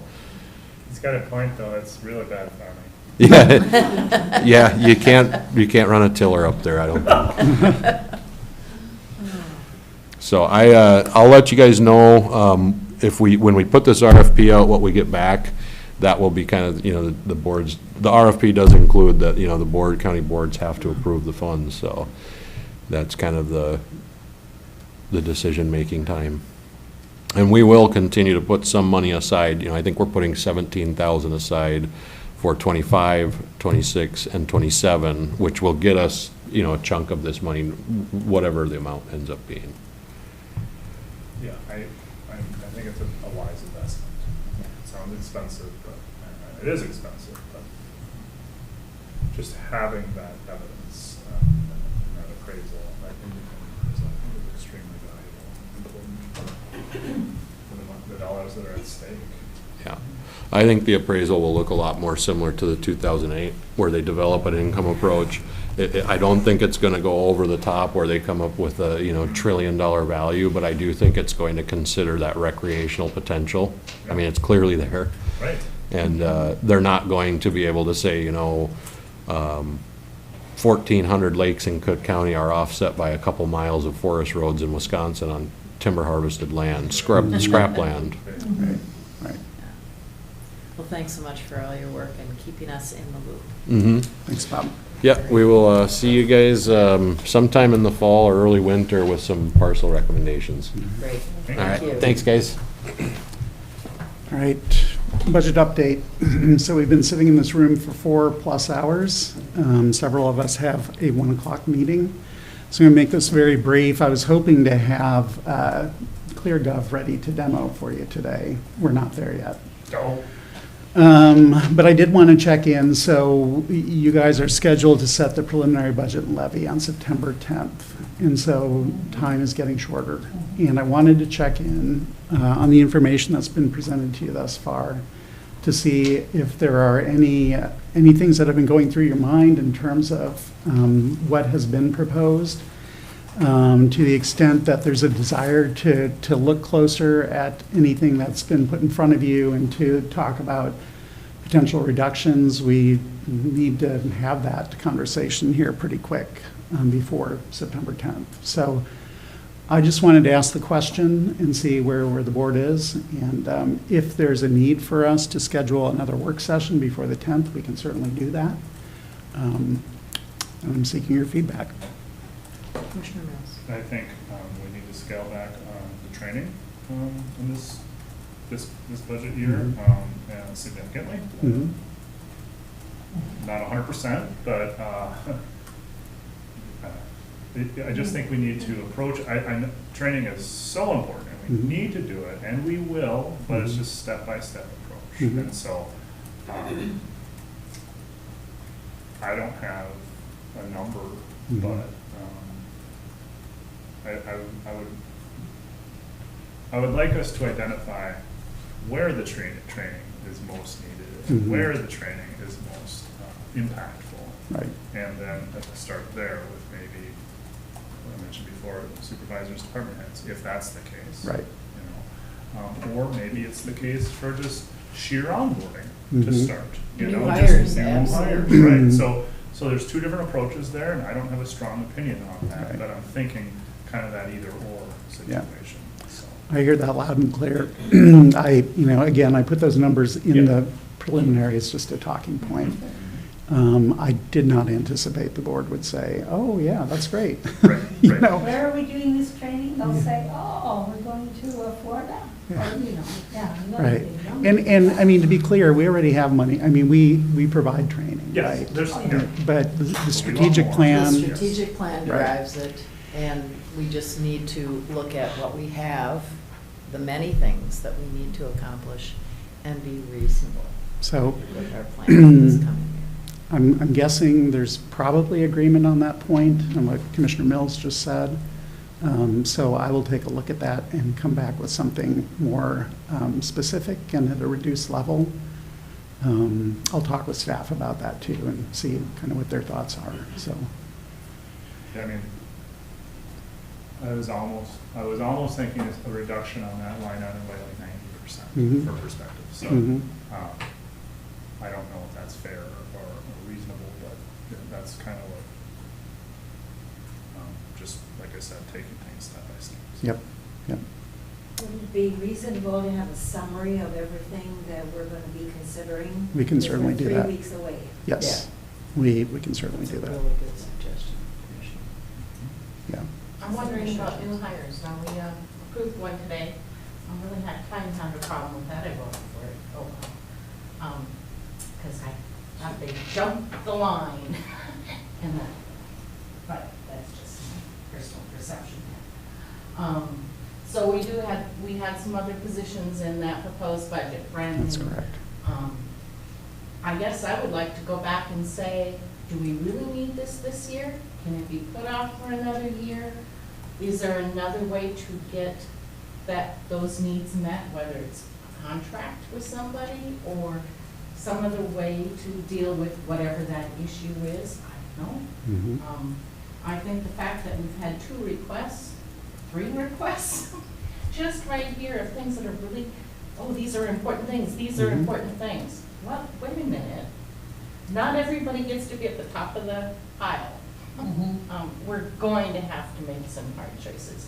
Thinking about what's happening in our world right now, state and national levels, and inflation, and what's happening with people that are actually trying to live here, we have to be cognizant that we can't just say, oh, all these things are wonderful, and yes, taxpayers, you have to pick up the tab for it. And we have to think down the road. It's not just this budget. How do those costs, those personnel costs, which make up the majority of our budget, how do they compound over the years? And we have to be thinking, making sure, are we doing it in the most effective and efficient way? Or is there a different model we can use to provide those services? I think that's extremely important, that long view, because those expenses, you know, they have the COLA increases, right? And they have benefits that go along with it too. And those costs grow, Multiply, you know. right. And at the same time, those investments are into our community, right? Like, are we investing in our children? You know, how is that down the road improving their lives? Are we investing in our seniors? And how is that improving our community's well-being? And so we have to look at both of those ongoing, growing costs, and then also the strategy of how are we best investing these costs and the impacts that it'll have throughout the community. I think that's critical. Commissioner Johnson, to your point, I mean, I think that question about contracting is a really good one. And I think there are some areas where we could lean on that more, thinking about facilities management. I mean, groundskeeping, you know, I've heard anecdotally that hiring somebody to do mowing is just as expensive as like creating a position and doing it in-house. But, you know, we already use contracting, for example, for snow removal because our staff can't do all the snow removal that we need done. So yes, there are opportunities for that. And I, believe me, I think about it all the time. I know there are lots of competing priorities, and I really want to be strategic about how we make investments. Thinking about something like the new facilities position that we're proposing, right? The creation of another maintenance tech. We have been short in that area for many years, and yes, we can continue doing that. We can continue to be understaffed. And we'll continue to have the results that we've had, which is that our buildings are not receiving the treatment that they need. So I'm not trying to be argumentative, I'm just saying, there are decisions that the board can and needs to make. And those decisions have consequences for other things. And so I mean, I'm your partner in trying to find solutions and figuring out the best way to use our tax dollars strategically. Because I feel the weight of the responsibility to the community that, there are a lot of people that are struggling, and inflation's coming down, but it's still high. And when you go to I blanch every time I go to the grocery store. It's expensive. And so I take that really seriously, and I want to find good strategies for providing higher levels of service without breaking the bank. And thank you for that. And me bringing that up doesn't mean that I was against every new hire that I No, I get it. But I'm I get it. paraphrase. I didn't say that. Yeah. I said, let's be strategic. I didn't say you said that. Okay, I just want to make sure we're clear. Yeah, I got it. I got it. Oh, that's an alarm. Yes, that's my wake-up alarm. We're out of time. Am I dreaming? Well, thanks for the discussion, and a lot more to come on the budget. And before we close, do you want one more work session before the 10th? Oh, honestly, no, but I That's- mean, summer is going fast now. I get it. Um, I can send out, so what I'll do is I'll update the summary of new expenditures, including things that came in after I sent you the first couple of versions of that. And that will also include the reduced spending levels for training.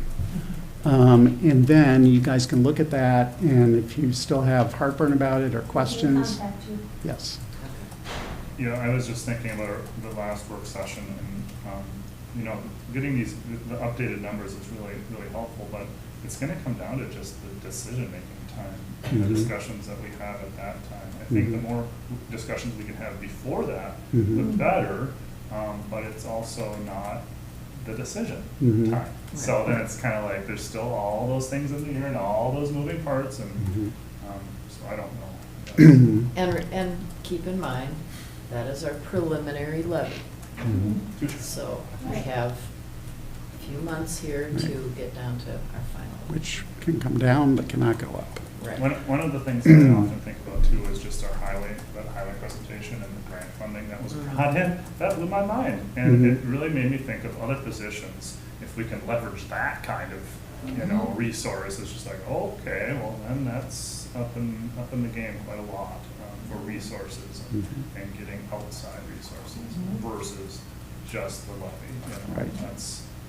That's really valuable. So those kinds of strategic investments I want to look at too. The other thing I want to mention, Wednesday, we are having a call with Northeast Service Co-op regarding premiums for next year, so I'll have that information. That'll be helpful. That'll be part of my summary. Contracts are being negotiated for 25 through, we're proposing a 2-year contract this time, 25 through the end of 26. We are, again, that's still in process, so we have tentative agreement with one of the units, and we're working with the other two, and we're hoping that we can come to tentative agreements before the 10th, so that will be clarity on that. Thank you. Yep. Well, we have minutes of our standing committees that are attached to review, and with that, we are adjourned. And we can leave the Yes. tables and chairs set up for For personnel, yep, which I will be late for.